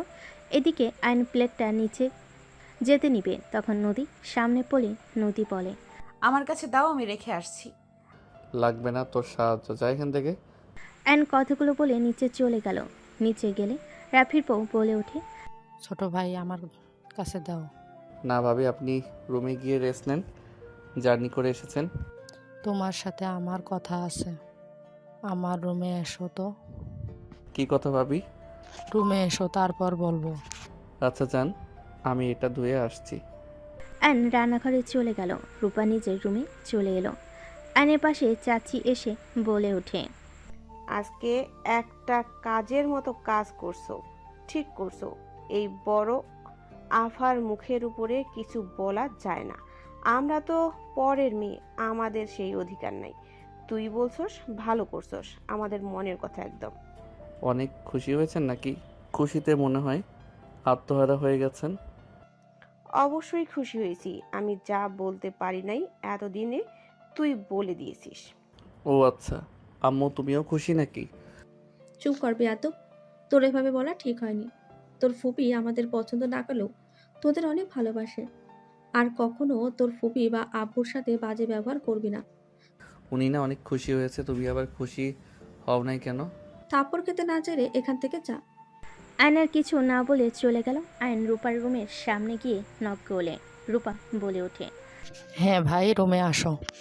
আয়ন দরজা খুলে ভিতরে ঢুকে পড়ল। রূপা সোফায় বসতে বলে রাফি ল্যাপটপ নিয়ে বলে, আমি কি থাকতে পারবো নাকি চলে যাব? বারান্দায় যাও, আমাদের পার্সোনাল কথা তোমার শুনতে হবে না। ওকে। রাফি বারান্দায় চলে গেল। রূপা বলে ওঠে, তুমি কি অন্য কাউকে ভালোবাসো? রূপার কথা শুনে আয়ন ভ্যাবাচাকা খেয়ে গেল। আয়ন ঢোক গিলে বলে, হঠাৎ এই কথা কেন? আর যদি ভালোবেসেও থাকো, আমার মনে হয় তোমার তাকে ভুলে যাওয়া উচিত। আমি জানি তাকে ভোলা কষ্ট হবে, কিন্তু আয়ান, তুমি বিবাহিত, তোমার স্ত্রী আছে, তুমি একদিন বাবাও হবে। তুমি যদি তোমার স্ত্রী সন্তান বাদ দিয়ে গার্লফ্রেন্ডের জন্য ওদের অবহেলা করো, তাহলে আমি বলবো তুমি সব থেকে বোকা। প্রিয় মানুষকে ভোলা কি এত সহজ নাকি? বললেই হয়ে গেল? না, ভোলা সহজ না, কিন্তু তুমি যদি চাও তাহলে ভুলতে পারো। ভাবি হাসাবে না তো? তুমি তোমার গার্লফ্রেন্ডের ভুলগুলো মনে করে বেশি বেশি করে তার খারাপ ব্যবহারগুলো মনে রাখলে ওর প্রতি ঘৃণা চলে আসবে। আমি ওকে ভুলতে চাই না। আয়ান, তোমার ভাগ্যে ওই মেয়েটা ছিল না, নদী তোমার ভাগ্যে ছিল বলে তোমাদের যেভাবে হোক বিয়েটা হয়েছে। তার আর আমার কথা হইল, নদী কি খারাপ? নদীর সব দিক পারফেক্ট, শান্ত শান্তশিষ্ট ভদ্র একটা মেয়ে। ওর মতো বউ পাওয়া ভাগ্যের ব্যাপার। আর সব থেকে বড় কথা, তোমার ভাইয়ের চরিত্র কেমন, সেই কেমন মানুষ সবাই কিন্তু জানে। ওর গার্লফ্রেন্ড ওকে ছেড়ে চলে গেছে। ও ওই ওই কি আমার সাথে সংসার করছে না? আর আমি এত কিছু জেনেও ওর সাথে আছি কেন বলো তো? কারণ আমাদের মাঝে ভালোবাসার সম্পর্কটা হয়ে গেছে। আপনি ভালো তাই ভাইয়ার সাথে থাকেন। আমিও ভালো না। আমি তোমার ভাইয়ার উপর প্রতিশোধ নেওয়ার জন্য বিয়ে করেছিলাম। প্রথম তোমার ভাইয়ার সব কিছু আমার রাগ হতো, বিরক্ত লাগতো।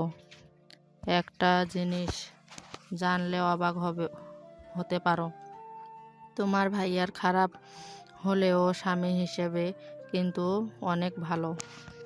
আমি শুধু ওকে প্রথম প্রথম অপমান করতাম। ও আমাকে সব সময় বোঝার চেষ্টা করতো। ও ভালো হয়ে যাবে, আগের মতো আর করবে না। ও আমার কথা মতো চলবে। আমি ওকে বিশ্বাস করতাম না।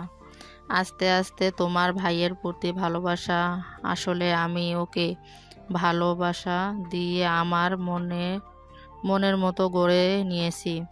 এখন তো দেখো আমার প্রতি তোমার ভাইয়ার কত কেয়ারিং। ভাইয়ার মতো আমি অত পাল্টি খাইতে পারি না। আমি যাকে ভালোবাসি তাকে ভালোবাসবো, অন্য কাউকে না। যে তোমার কপালে নেই তাকে নিয়ে ভেবে কোনো লাভ আছে? তুমি তো নদীকে ঠকাচ্ছ। তোমার কোনো অধিকার নেই নদীর হক নষ্ট করবার। তোমার কোনো অধিকার নেই। তুমি ওর হাজবেন্ড। নদীর সম্পূর্ণ অধিকার আছে তোমার উপরে, অধিকার খাটানোর, তোমার ভালোবাসা পাওয়ার। তুমি ওকে জায়গা না দিয়ে অন্য কাউকে জায়গা দিয়ে বসে থাকবে, এটা হয় না। তো কি করব? আমার ভালোবাসা মানুষকে ছাড়া আমি বাঁচতে পারবো না। এটা একটা ভুল কথা আয়ান। কারো জন্য কারো জীবন থেমে থাকে না, আর তুমি বাঁচবে না। আমার বয়ফ্রেন্ড আমাকে এই কথা বলেছিল। সে কিন্তু মারা যায় নাই। তার একটা মেয়ে আছে 2 বছর। তাহলে এখন নিজেই ভেবে দেখো, এইসব কথার কোনো অর্থ আছে? সব ভিত্তিহীন। এইসব মিথ্যা কথা বুঝতে পারছো? তুমি নদীকে সময় দাও, ওর সাথে ভালো সময় কাটাও। আমার বিশ্বাস তুমি ওকে ভালোবাসতে বাধ্য হবে। তোমার সাথে বিয়ে না হলে নদীকে আমার ভাইয়ের বউ বানাতাম। তোমার ভাগ্যে ছিল বলে করতে পারলাম না। এইটাই করেন, আমি ডিভোর্স দিয়ে দেই। আপনি আপনার ভাইয়ের সাথে বিয়ে দিয়ে দেন। আয়ান, কি ধরনের কথা বলছো? ডিভোর্স দিবে মানে? দেখো, বাড়াবাড়ি করা ঠিক না। তুমি ওর সাথে আরো কিছুদিন সময় কাটাও। আর একটা কথা মনে রেখো, এমন কিছু করো না ফ্যামিলির মান সম্মান নষ্ট হয়। তোমাকে সবাই ভালোবাসে। তুমি এমন কিছু করো না, সবার মন ভেঙে যায়। ভাবি, সবার কথা ভেবে তো আর আমার লাইফ আমি নষ্ট করতে পারি না। আমার পক্ষে সম্ভব না নদীর সাথে সম্পর্ক রাখা। আমি ওকে বড় বোনের মতো দেখছি, হুট করে বউ হয়ে গেল। ব্যাপারটা কতটা জঘন্য হইল। কাজিন হয় তোমার, মায়ের পেটের বোন না যে। ব্যাপারটা কেমন হয়ে গেল? তোমাকে যা বলি শোনো, 1 মাস নদীর সাথে হাজবেন্ডের মতো ব্যবহার করো, আর তারপর যদি কোনো না ভালোবাসা লাগে না, তাহলে নিজের মতো চলো। যাই হোক, এত কথা বলে লাভ নাই। আমি রুমে গেলাম। আর হ্যাঁ, প্লিজ কাউকে বলেন না যেন আমি অন্য কাউকে ভালোবাসি। ওকে বলো না কাউকে। আর তুমি কাকে ভালোবাসো তার নামও বলো না। সময় হইলে জানাবো, এখন কিছু বলতে চাই না। থাকেন, আমি আসছি। রূপার ওইখান থেকে বের হয়ে সোজা রুমে চলে গেল। রুমে গেলে দেখে নদী শুয়ে আছে। এক সাইডে গিয়ে শুয়ে থেকে ভাবতে লাগলো, আসলে কাজটা করে কি ঠিক হবে? ওর নামে কলঙ্ক দেওয়া কি ঠিক হবে? ধুর, এত ভেবে কি লাভ? আমার প্রিয় মানুষকে পাইলেই হলো। নদী আয়নকে ভাবতে দেখে নদী আয়নের কাছে গিয়ে বুকে মাথা দিয়ে জড়িয়ে ধরে। আয়ন ভাবনার জগৎ থেকে বের হয়ে ধাক্কা দিয়ে সরিয়ে দিয়ে বলে, কি করছিস? আমাকে হুটহাট করে জড়িয়ে ধরবি না তো? আয়ান, তুমি আমার উপরে সবসময় রেগে কেন থাকো? আমি তোমার কি ক্ষতি করেছি বলো তো? তোকে আমার সহ্য হয় না। কেন সহ্য হয় না? তুমি তো আগে আমাকে অনেক ভালোবাসতে, আমার জন্য কত কিছু করতে। যখন স্কুল থেকে আসতে আমার জন্য চুরি করে কিছু না কিছু নিয়ে আসতে, আমার জন্য সবার আগে ঝামেলা করতে। আর আজ তুমি নিজেই আমাকে অবহেলা কেন করো? তখন বোন ছিলেন, এখন বউ। আপনাকে আমি বউ হিসেবে চাই না। আপনাকে আমার বিরক্ত লাগে। তুমি আমাকে আপনি বলছো কেন? আর আমি তো তোমাকে বলছি না, আমাকে স্ত্রী হিসেবে মেনে নাও। আমার সাথে তো বন্ধুর মতো আচরণও করতে পারো। চুপ কর তো, ঘুমাবো। অ্যান ঘুরিয়ে চোখ বন্ধ করে ঘুমিয়ে গেল। সকালে ঘুম ভাঙলে দেখে নদী ভার্সিটিতে যাওয়ার জন্য রেডি হচ্ছে। অ্যান কিছু না বলে ফ্রেশ হতে চলে গেল। ফ্রেশ হয়ে এসে দেখে সোনালি বসে আছে। অ্যানকে দেখে বলল, তাড়াতাড়ি চল, ওই না ভার্সিটিতে গেল। সব প্ল্যান করা শেষ, আমাদের শুধু দেখতে হবে কাজ হয় নাকি। চলো। অ্যান রেডি হয়ে ব্যাগ নিয়ে সোনালির সাথে বের হয়ে গেল। দুজন নদীকে ফলো করতে লাগলো। হঠাৎ করে কয়েকটা ছেলে নদীর পিছন নিল। ফাঁকা জায়গায় গেলে ছেলেগুলো নদীর ওড়না ধরে ঘ্রাণ নিতে লাগলো। নদী রেগে ছেলেটাকে থাপ্পড় মারল। ছেলেটা রেগে নদীর ওড়না টান মারল। আয়নের হাত মুঠো করে ফেলো। নদীর দিকে এগিয়ে যেতে নিবে সোনালি ধরে ফেলো। ছেলেগুলো নদীর জামে হাত দিতে যাবে। নদী চিল্লাতে লাগলো। আর নিজেকে কন্ট্রোল করতে না পেরে সোনালির হাত এক ঝটকায় সরিয়ে দিয়ে বাইক নিয়ে নদীর দিকে চলে গেল। অ্যান নদীকে টাচ করতে যাওয়া ছেলের কলার ধরে টেনে গাছের সাথে ধাক্কা খাওয়াই ছেড়ে দিল। অ্যান বাইক থামিয়ে সবগুলোকে মারতে লাগলো। সোনালি বামে তাকাতে দেখে যাদের ভাড়া করেছিল তারা এসে বলে, ম্যাম, মেয়েটাকে পেলাম না তো। সোনালি বলে ওঠে, তাহলে ওরা কারা? সোনালি যেতে নিলে নদী আইনকে জড়িয়ে ধরে কান্না করতে লাগলো। ছেলেগুলো মার খেয়ে পালিয়ে গেল। আইন নদীকে বলতে লাগলো, শান্ত হও, কিছু হবে না, ওরা চলে গেছে। শান্ত হও নদী। আয়ান, তুমি না আসলে আজ আমার যে কি হতো। আয়ান, ওরা আমাকে প্রতিদিন ডিস্টার্ব করে। ওদের জন্য আমি ভার্সিটিতে যেতে ভয় পেতাম। ওরা অনেক খারাপ আয়ান। তুমি আমার জন্য ওদের সাথে ফাইট না করলেও পারতে। ওরা তোমার যদি কোনো ক্ষতি করে দেয়। আয়ান, এখান থেকে চলো। নদীর কথা শুনে আয়ন থমকে গেল। আয়ন ভাবতে লাগলো, এই মেয়ে নিজের কথা না ভেবে সব সময় আমার কথা কেন ভাবে? আর এইগুলো সোনালির ভাড়া করা গুন্ডা না? আয়ন পিছনে তাকাতে দেখে সোনালি পাশে কয়েকজন। আয়নের বুঝতে বাকি রইল না। আয়ন নদীকে সান্ত্বনা দিতে বলে, কান্না বন্ধ করো তো, চলো নামিয়ে দিয়ে আসছি। আয়ন নদীকে ওড়না পরিয়ে দিয়ে বাইকে উঠে পড়ল। নদী বাইকে উঠে পড়ে আয়ন নদীকে নিয়ে সোজা ভার্সিটিতে চলে গেল। নদীকে নামিয়ে দিয়ে সোনালির কাছে চলে গেল। সোনালিকে না পেয়ে আয়ন বুঝতে পারলো ও কোথাও গেছে। আয়ন সোজা লেকে পারে চলে গেল। সোনালি পাশে বসলে সোনালি বলে ওঠে, তুই তোর বউকে ভালোবাসোস, আজকে প্রমাণ হয়ে গেল। আর কেন নাটক করা, আর কোনো নাটক করার দরকার নেই। আজ থেকে আর এসব বিষয়ে কোনো কথাই বলবি না। আরে যেমনই হোক, আমাদের বাড়ির তো মেয়ে, ওইসব প্ল্যান বাদ দিয়ে অন্য প্ল্যান বের করতে হবে। আয়নের কথা শুনে সোনালি ডেকে থাপ্পড় মেরে বলে, আর কোনো দিনও এ বিষয়ে কথা বলতে আসবি না। ভাই বোন হয়ে থাকবি। বাই। সোনালির কথাগুলো বলে চলে গেল। 1 বছর পর আয়ন ঘুমিয়ে আছে। হঠাৎ করে চিল্লাপালার শব্দে আয়নের ঘুম ভেঙে গেল। আয়ন চোখ খুলতে দেখে সোনালি রেগে তাকিয়ে আছে। আয়ন বলে ওঠে, কি ব্যাপার, তুমি আমার রুমে কি করো? তোর জন্য গুড নিউজ আছে। কি হয়েছে, এত রেগে আছো কেন?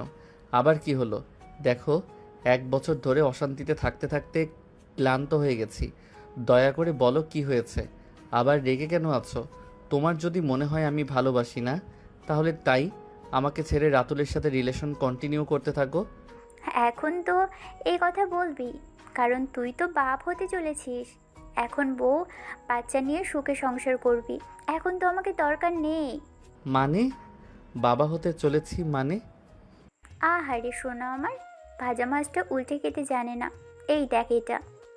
সোনালি ডেকে আয়নের মুখে কাগজ ছুঁড়ে মালে। আয়ন কাগজটা দেখে চমকে গেল। নিজের অজান্তেই আয়নের ভিতরে খুশির অনুভূতি হতে লাগলো। সোনালি বলে ওঠে, তোর বউকে নিয়ে হসপিটালে গিয়েছিলাম, তারা আমাকে এই রিপোর্ট দিয়েছে। বাহ বাহ, এই তোর ভালোবাসা! ভাবা যায় বউয়ের সাথে ঠিকই রোমান্স হচ্ছে, আর আমাকে কিনা ভালোবাসার কথা বলে বলে আটকে রেখেছিস, তাই না? একসাথে কয়টাকে খাওয়ার ইচ্ছে? হ্যাঁ, আমার বউকে আমি টাচ করব এইটাই স্বাভাবিক। আর তুই যে আমাকে কি ভালোবাসস সেইটা আমার জানা হয়ে গেছে। তুই আর কোনো কথা বলিস না। আজ আমার ভালোবাসার উপরে প্রশ্ন তুললি? তুই যে আমার সাথে ভালোবাসার নাটক করে রাতুলের সাথে হোটেলে গেছিলি, এটা কি আমি জানি না? তোকে ভালোবাসির জন্য অনেক কিছু বলি নাই। তুই কি করস না করস সব আমি জানি। তাই তুই বেশি কথা বলিস না। যা বলেছি বেশ করেছি। তুই মজা নিবি আর আমি নিব না কেন? আমিও ইউজ হয়েছি, তুইও সমান সমান। তোর মনটা কতটা জঘন্য তুই নিজেও জানোস না। তুই ভালো করছস, তুই যা তোর ইউজ করার মানুষের কাছে। আমার উপরে চিল্লাতে আসবি না। অ্যান কথাটা বলে উঠে পড়ল। নদী রুমে চলে আসলো। অ্যান ওয়াশরুমে চলে গেল। সোনালি ডেকে গজগজ করতে করতে চলে গেল। অ্যান ফ্রেশ হয়ে ওয়াশরুম থেকে বের হলে আয়ন নদীর দিকে তাকাতে নদী বলে ওঠে, আয়ান, তোমাকে কিছু কথা বলার ছিল।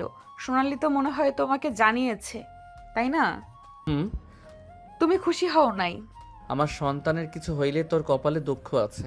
ভারী কাজ বা যেগুলোতে রিস্ক আছে ওইগুলো করবি না। ডাক্তার যা যা বলবে সেইটাই শুনবি। আমার সন্তানের যেন কোনো ক্ষতি না হয়। কাজ না করলে কাজ কে করবে? দরকার হইলে আমি করে দিব। আয়নের কথা শুনে নদীর চোখ বড় বড় হয়ে গেল। আয়ন নদীর পাশে বসে নদীর পেটের কাছ থেকে শাড়ি ছড়িয়ে ঠোঁটের স্পর্শ দিলে নদী কেঁপে উঠল। আয়ন পেটের দিকে তাকিয়ে বলতে লাগলো, মাই ডিয়ার আব্বু নাকি আম্মু জানি না, শুনছেন আপনার অপেক্ষায় থাকলাম। তাড়াতাড়ি দুনিয়াতে এসে আমাকে আব্বু ডাকবেন, বুঝলেন? আপনার মুখে আব্বু ডাক শোনার জন্য অপেক্ষায় থাকলাম। আয়ন পেটের সাথে কথা বলতে লাগলো। নদী আয়নকে এত খুশি দেখে ওর মুখে হাসি ফুটে উঠল। আয়নের বাচ্চাদের মতো কিছু কথা শুনে নদী ফিক করে হেসে দিলে আয়ন ভুরকুচকে তাকিয়ে বলে, দেখছেন, আপনার আম্মু আমাদের কথার মাঝে হাসি দিয়ে কথা বলার মুডটাই নষ্ট করে দিল। সরি, আপনারা কথা বলেন, আমি আর ডিস্টার্ব করব না। আয়ন নদীর পেট ধরে চুমু দিয়ে কথা বলতে লাগলো। নদীর খুশিতে চোখের পানি চলে আসলো। আয়ন নদীর চোখে পানি দেখে হাত দিয়ে মুছে দিতে দিতে বলতে লাগলো, এই কান্না করবে না তো। তুমি কান্না করলে আমার বাবুদের খারাপ লাগবে। মা যেমন হোক, মায়ের চোখের পানি কোনো সন্তান সহ্য করতে পারে না। আমার ছেলেমেয়েরা আমার উপরে রেগে যাবে, বলবে আব্বু আম্মুকে কান্না করিয়েছে। ওকে, সরি, আমার ভুল হয়ে গেছে, আর কান্না করব না। বাবুরা, তোমার আব্বু কিন্তু কিছু করে নাই। নদীর কথা শুনে আয়ন হাসি দিল। আয়নের হাসি দেখে নদীর পরানটা জুড়িয়ে গেল। নদী আয়নের কপালে হুট করে চুমু দিলে আয়ন ভুরকুচকে তাকালে নদী অন্যদিকে তাকিয়ে বলে, বাবুরা বলল তাদের আব্বুকে যেন চুমু দেই। ও আচ্ছা, তাহলে ঠিক আছে। আচ্ছা, কিছু খাইছো? না, ঘরটায় গুছিয়ে নিচে থালা বাসনগুলো মেজে খাবো। তুমি খাবে কখন? তোমার ক্ষুধা লাগছে না? কই না তো। আমি আসছি। আয়ন রুম থেকে বের হয়ে নিচে চলে গেল। নিচে গেলে রিফাত এসে বলে, ভাইয়া, আমি তো চাচ্চু হতে যাচ্ছি। ভাইয়া, আমার অনেক প্ল্যান আছে। আমি বাবুদের জন্য আমার খেলনাগুলো যত্ন করে রেখে দিব। বাবুকে কোলে নিয়ে আমার খেলনাগুলো দিয়ে দেব। রিফাতের কথা শুনে আয়ন বেশ খুশি হয়। রিফাতের সামনে হাঁটি গেড়ে বসে বলে, বাবা, রিফাত তো দেখি চাচ্চু হওয়ার জন্য একদম প্রস্তুত। যে রিফাতের গাড়ি নিয়ে খেলেছিলাম বলে আমাকে দিয়ে নতুন কিনে নিয়েছে, সেই নাকি তার ভাতিজা ভাতিজিকে দিবে। বাহ বাহ। আয়নের কথা শুনে আয়নের আব্বু চাচু হেসে বলে, ভাবা যায় রিফাত এখন চাচ্চু হওয়ার জন্য প্রস্তুত হয়ে গেছে। খুব ভালো, খুব ভালো। রিফাতর আব্বুর সাথে কথা বলতে লাগলো। আয়ন রান্নাঘরে গেলে আয়নের আম্মু বলে, কিরে, এখানে কি করিস? টেবিলের সামনে বস। সোনালি আয়নকে খেতে দে, আর তুই খেয়ে নে। আমি খাবো না, সাইড দাও তো।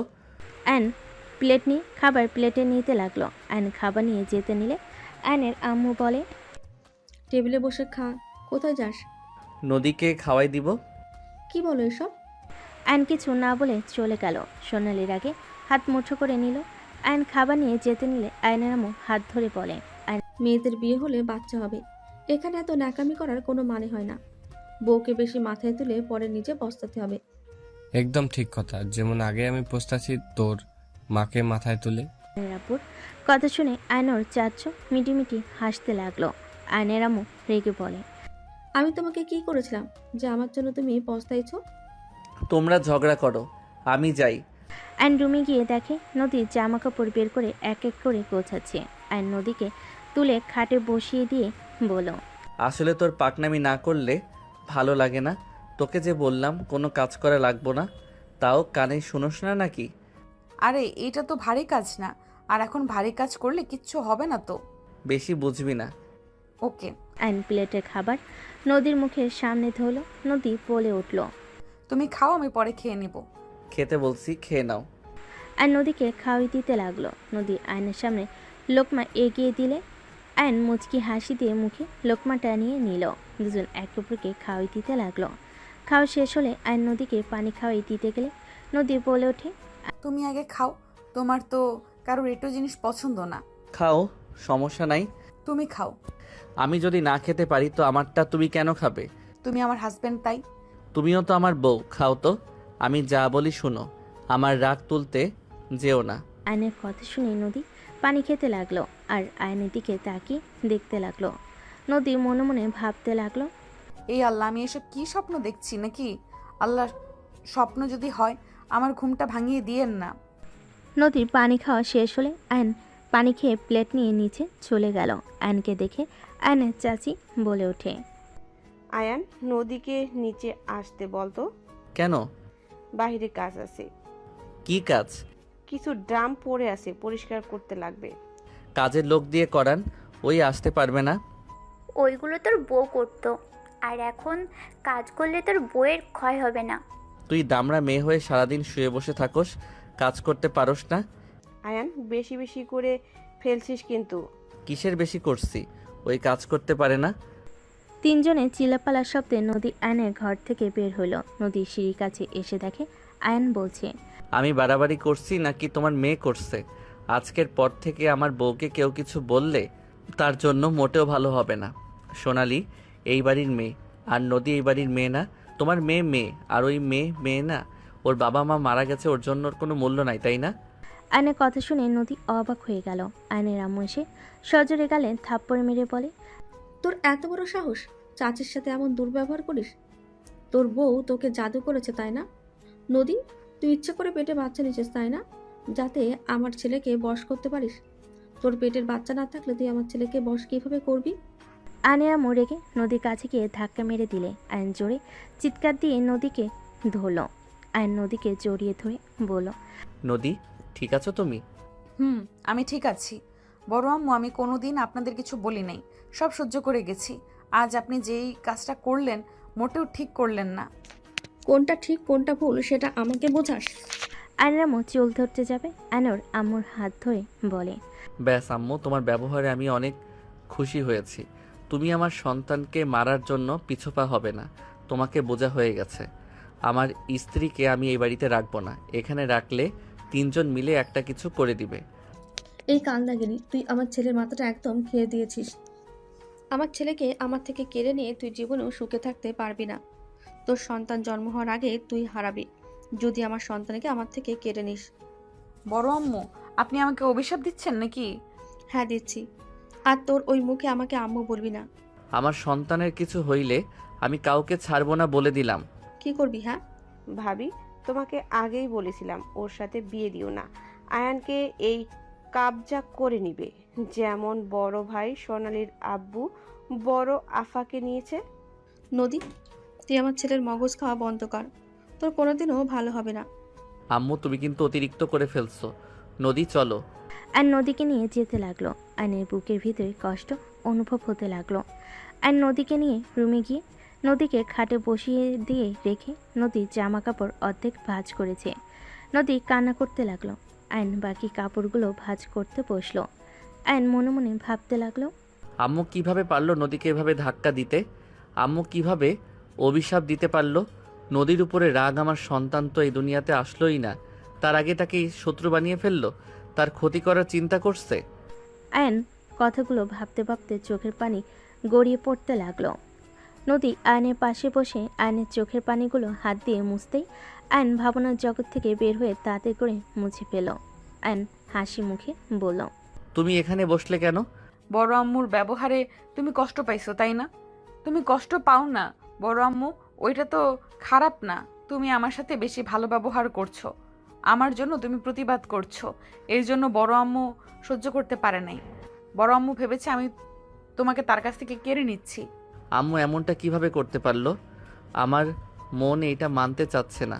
আম্মু আমার সন্তানকে দুনিয়াতে আসার আগেই শেষ করে দিতে চাইলো। রাগের মাথায় এমন করছে, মাথা ঠান্ডা হলে নিজের ভুল বুঝতে পারবে।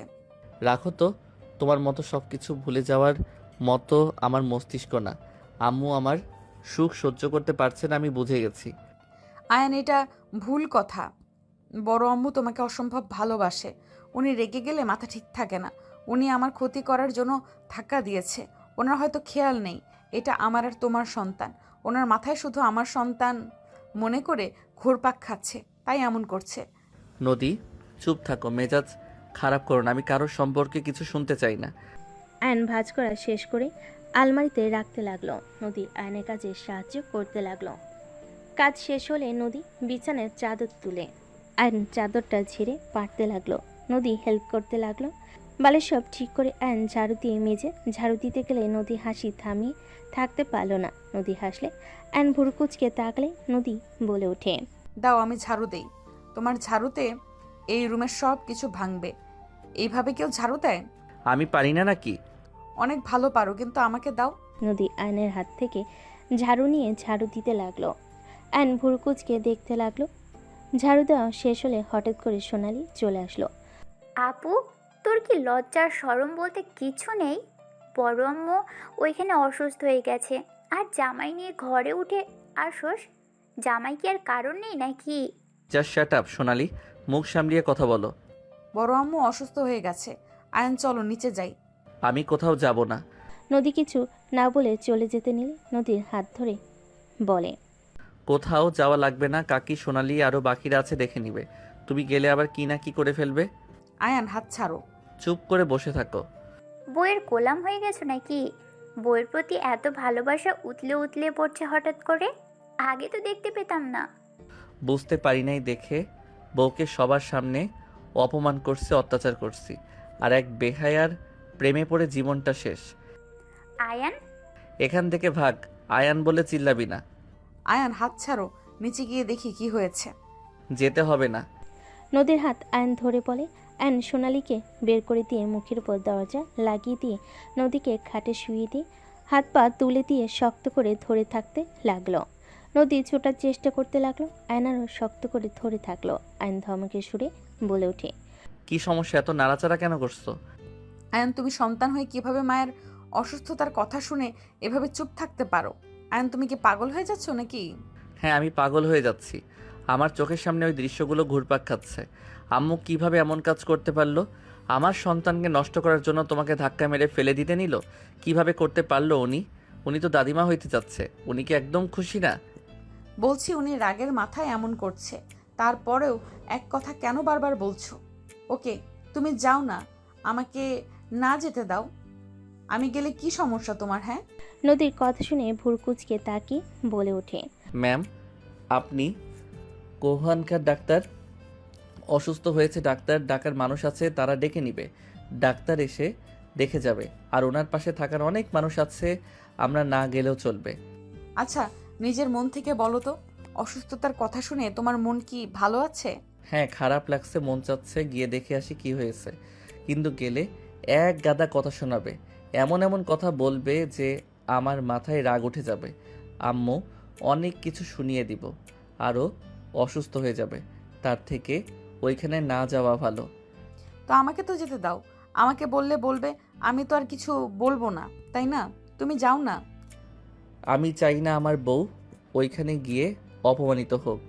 তুমি তো আমাকে পছন্দ করো না। বাবু হয়ে গেলে আমাকে আর সহ্য করতে পারবে না। সেখানে এত কেয়ার করে মায়া বাড়িয়ে দিয়েন না আয়ান। যেমন আছি এটাই আলহামদুলিল্লাহ। মায়া বাড়িয়ে দিয়ে ছেড়ে দিলে যে কতটা কষ্টের, সেটা শুধুমাত্র সেই মানুষটাই জানে। নদীর কথা শুনে আয়ন নদীকে ছেড়ে দিল। নদী চুপচাপ শুয়ে থেকে বলে ওঠে, আমি জানতাম তুমি আমাকে ভালোবাসো না, আর কোনো দিন আমাকে ভালোবাসবেও না। শোনো, শুধু শুধু আমার জন্য ঝগড়া করো না। তুমি আমাকে ভালোবাসো না আয়ান, তাই আমার জন্য নিজেদের মাঝে ঝামেলা বাঁধানোর কোনো মানে হয় না। সবার সাথে আগের মতো চলো। আমি মন থেকে বলছি, তুমি আগের মতো সবার সাথে চলো। আমি এতিম মানুষ, আমি কষ্ট পাইলেই কি আর না পাইলেই কি। এতিমদের কারো কথায় কষ্ট পেতে নেই। আমার মতো মেয়েকে যে তোমরা থাকতে দিয়েছো, খেতে পড়তে দিয়েছো, এটাই আমার জন্য যথেষ্ট। এর বেশি সুখ আমার সহ্য হবে না। নদী এক নাগারে কথাগুলো বলে চোখের কোণে পানি গড়িয়ে পড়তেই মুছে ফেলে চলে গেল। আয়ন নদীর চলে যাওয়ার দিকে তাকিয়ে থেকে ঘুরে শুয়ে পড়ল। আয়ন আবার সোজা হয়ে শুয়ে মাথার নিচে হাত দিয়ে ভাবতে লাগলো, যাব নিচে নাকি না যাই দেখে আসি। আয়ন কথা ভাবতে ভাবতে নিচে চলে গেল। আয়নর আম্মুর রুমের সামনে যেতেই থমকে গেল। আয়ন শুনতে পেল, আয়ান তোকে তো মেনে নিয়েছে, যাক এইটাতে অনেক ভালো লাগছে। বড় আম্মু শুধু বাবুর জন্য আমার সাথে ভালো ব্যবহার করছে? কি বলিস? না, আমার মনে হয় তোকে ভালোবেসে ফেলেছে। না, সব নিজের সন্তানের জন্য এমন ব্যবহার। আচ্ছা শোন, আমার যতটা মনে হয় আস্তে আস্তে ও তোকে ভালোবেসে ফেলবে। আমি জানি না, কিন্তু বড় আম্মু তুমি এইভাবে আমাকে ধাক্কা না দিলেও পারতে। ওইটা ওর মনের ভেতরে গেঁথে গেছে। ওই সময়ের কথা ভেবে ওর চোখে পানি এসেছিল। আমাকে না ভুল বুঝে আমি মা হই না। তুই আমার উপরে বেশি দিন রাগ করতে পারবি না। মেন কথা তোর সাথে যেন ভালো ব্যবহার করে, আর কাকুরের থেকে দূরে থাকিস। ছোট আম্মু আমার সাথে এমন কেন করে বুঝি না। ওইসব জায়গায় শুধু প্যাচ লাগিয়ে দেয়। তোকে একটা সত্যি কথা বলি, সোনালির সাথে আয়নকে দেখলে ওদের আশেপাশে ঘোরাঘুরি করবি। কেন? যা বলবো তোর খারাপ লাগতে পারে। কি কথা যে খারাপ লাগবে? আয়ন সোনালিকে ভালোবাসে। আয়নের আম্মুর কথা শুনে নদী কয়েকবার পিছিয়ে গেল। নদী আম্মুকে জিজ্ঞেস করলো, আম্মু এসব কি বলেন? ওরা তো সব সময় ভালো ভাই বোনের মতো দুষ্টুমি ঝগড়া সব করে, ভালোবাসে, এমন কিছু তো কখনো আমার চোখে পড়ে নাই। তারা বাসায় ভাই বোনের মতো থাকে, কলেজে গেলে দুজনের সম্পর্ক বদলে ফেলে। কি বলেন এসব? আপনি কিভাবে জানেন? অনেক আগে থেকে আমি জানি। সোনালি কাকুলির কথা আমি শুনে ফেলেছিলাম। সোনালিকে দিয়ে ইচ্ছে করে আয়নকে ফাঁসিয়েছে, তাই আমি ওদের সাথে তাল মিলিয়ে এতদিন নাটক করছি। আমি ভালো করে জানি আমার ছেলে আস্তে আস্তে তোকে পছন্দ করবে, আর তোর উপরে অত্যাচার করা বন্ধ করবে, সবার সাথে তোর জন্য লড়াই করবে। আয়নের আম্মুর কথা শুনে নদী অবাক হয়ে গেল। নদী বলে ওঠে, এমন তো নাও হতে পারতো। আরে আমার ছেলেকে আমি চিনি। ও নিজেকে যত রাগী হিসেবে দেখাক না কেন, ওর মনটা অনেক নরম স্পট। বাট আমার বড় ছেলেটাকে মানুষ করতে পারলাম না। আগামীকাল আসবে বউ নিয়ে, জানি না এসে কি শুরু করে দেয়। বাবা, বড় আম্মু। ফাজিল মায়া, যা রুমে গিয়ে রেস্ট নে। আর কি বলা লাগবে বলে দিস। আয়নের আম্মু হাসতে লাগলো। এর ভিতরে আয়ন রুমে চলে গেল। আয়ন আগের পজিশনে শুয়ে থাকলে নদী রুমে এসে বলে, আয়ন তোমার আম্মুর সাথে দেখা করে আসো, অনেকটা অসুস্থ হয়ে পড়েছে। তাই? আয়ন খাটের উপরে বসে নদীর হাত ধরে টান দিয়ে বসিয়ে দিয়ে পিছন থেকে জড়ি ধরে ফোনের রেকর্ড নদীর কানে নিচে ধরতে নদী চমকে গেল। নদী ভ্যাপাচেকা খেয়ে বলে, ইয়া মানে? বৌমা শাশুড়ি মিল দেখে অবাক আমি। কি অভিনয়টাই না করলেন। না মানে এখন আমার কি করা উচিত? বাবু যখন দুনিয়াতে আসবে তখন মেরো, এখন মেরো না। না, আমি এখন মারবো। নদী চোখ বন্ধ করে ঘুরে গাল এগিয়ে দিলে আয়ন গাল দুইটায় ধরে ঠোঁট দুইটা নিজের দখলে নিয়ে নিল। নদীর মুখে হাসি ফুটে উঠল। আয়ন নদীর কোমরে হাত দিলে নদী কেঁপে উঠল। আয়ন ঠোঁট ছেড়ে দিলে নদী লজ্জায় মুখ লুকিয়ে নিল। আয়ন বলে ওঠে, বাবা, আমার বউ দেখি লজ্জাও পায়। ফাজিল পোলা। ফাজিলের বউ তুমি। দুজন হেসে দিল। দরজার দিকে তাকাতে দেখে সোনালি রাগী লোক নিয়ে তাকিয়ে আছে। অ্যান্ড সোনালিকে দেখে ইচ্ছে করে নদীর মাথা ধরে দুই ঠোঁট এক করে দিল। সোনালি রাগে গজগজ করতে করতে চলে গেল। নদী আয়নের ঠোঁটে আলতো করে কামড় দিলে আয়ন সাথে সাথে ছেড়ে দিলে নদী খিলখিল করে হাসতে লাগলো। আয়ন নাকে কামড় দিয়ে বলে, এখন হাসেন। যাও ফাজিল, আমাকে রেস্ট নিতে দাও। ওকে। আয়ন কথাগুলো বলে চলে গেল। সন্ধ্যার দিকে আয়ন বাসার ভিতরে ঢুকতে আয়নের গালে সজোরে থাপ্পড় মারল নদী। আয়ন থমকে গেল। আয়ন গালে হাত দিয়ে নদীর দিকে তাকাতেই নদী আয়নের কলার চেপে ধরে বলল, তুমি আমাকে পছন্দ করো না। আমি তোমার পছন্দের মানুষ হওয়ার প্রতি নিয়ত চেষ্টা করতাম। তুমি তো একবার আমাকে বলতে পারতে তুমি সোনালীকে ভালোবাসো, তাহলে তো আমি আর তোমার লাইফে থাকতাম না। আমি কি জানতাম তুমি কাউকে ভালোবাসো দেখে এমন করছো? আমি তো ভেবেছিলাম আমি তোমার সিনিয়র, তাই তুমি আমাকে সহ্য করতে পারো না। নদী, কি হয়েছে? এইসব কথা কেন বলছো? তুমি তো সকালে ভালো ছিলে, কি এমন হইল যে তুমি এত রেগে গেলে? রেগে যাব না? তুমি আমার সাথে এমন জঘন্য কাজ করতে চেয়েছিলে। আমাকে যদি তুমি অপছন্দ করো, তুমি স্বীকার করতে পারবে না যে আমি তোমার স্ত্রী না। তুমি স্বামী হয়ে কিভাবে আমার রুমে পরপুরুষ ঢুকিয়ে দিতে চাইছিলে আয়ান? আমি তোমাকে রাগই জানতাম, কিন্তু তুমি যে এতটা নোংরা মনের মানুষ আমি ভাবতেও পারি নাই। তুমি কান খুলে শুনে নাও, আমি তোমাকে ছেড়ে দিলাম। তুমি আর কোনো দিন আমাকে তোমার চোখের সামনে দেখবে না। নদী কথাগুলো বলে ধাক্কা মেরে ফেলে দিল। নদী কান্না করতে করতে লাগেজটা হাতে নিয়ে বের হয়ে যেতে নিল। অ্যান সোনালির দিকে তাকাতেই সোনালি মিটি মিটি হাসছে। অ্যান উঠে দৌড়ে নদীর হাত ধরে বলে, নদী, আমাকে ক্ষমা করে দাও। আমি তোমাকে কখনো কষ্ট দিব না। নদী, আমি অন্যের কথায় তোমার উপরে অনেক অত্যাচার করছি। প্লিজ নদী, আমাকে ক্ষমা করে দাও। আমাকে একবার সুযোগ দাও। আমি তোমাকে ভালোবাসতে শুরু করেছি। Don't touch me. আপনাকে আমি চিনি না, আজ থেকে আপনার আর আমার সম্পর্ক এখানে শেষ। নদী ধাক্কা মেরে ফেলে দিয়ে প্রাইভেট কার থামলে নদী উঠে চলে গেল। আয়ন নদীর পিছন পিছন দৌড়ে যেতে লাগলো।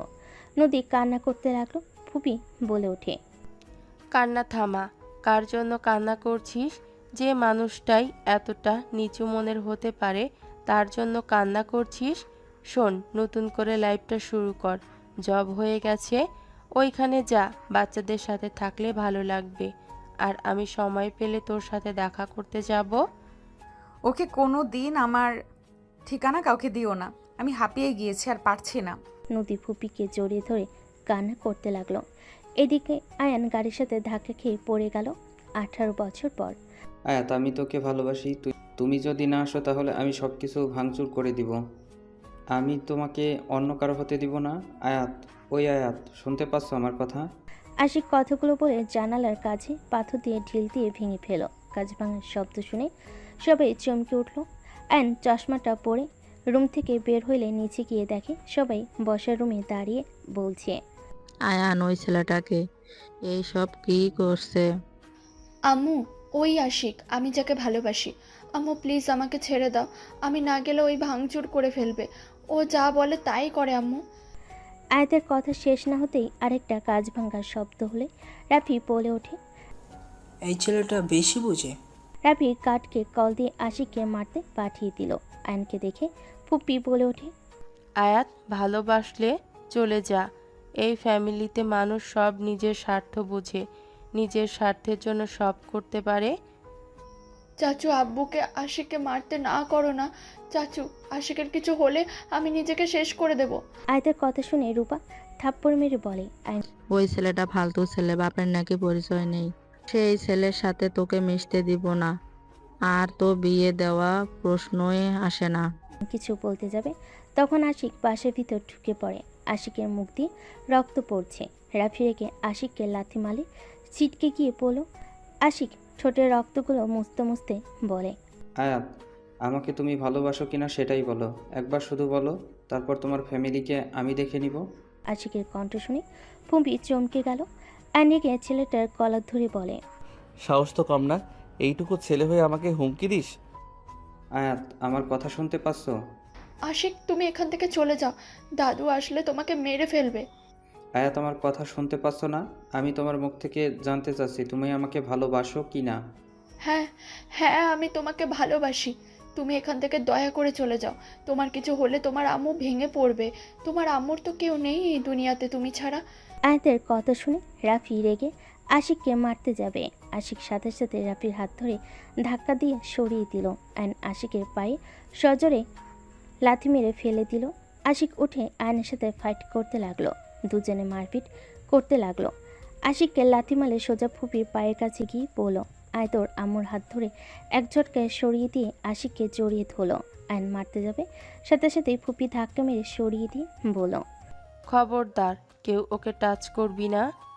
ফুপির কণ্ঠ শুনে সবাই অবাক হয়ে গেল। আশিক অবাক হয়ে দাঁড়ালে ফুপি আশিকের মুখে আঁচল দিয়ে মুছে দিতে লাগলো।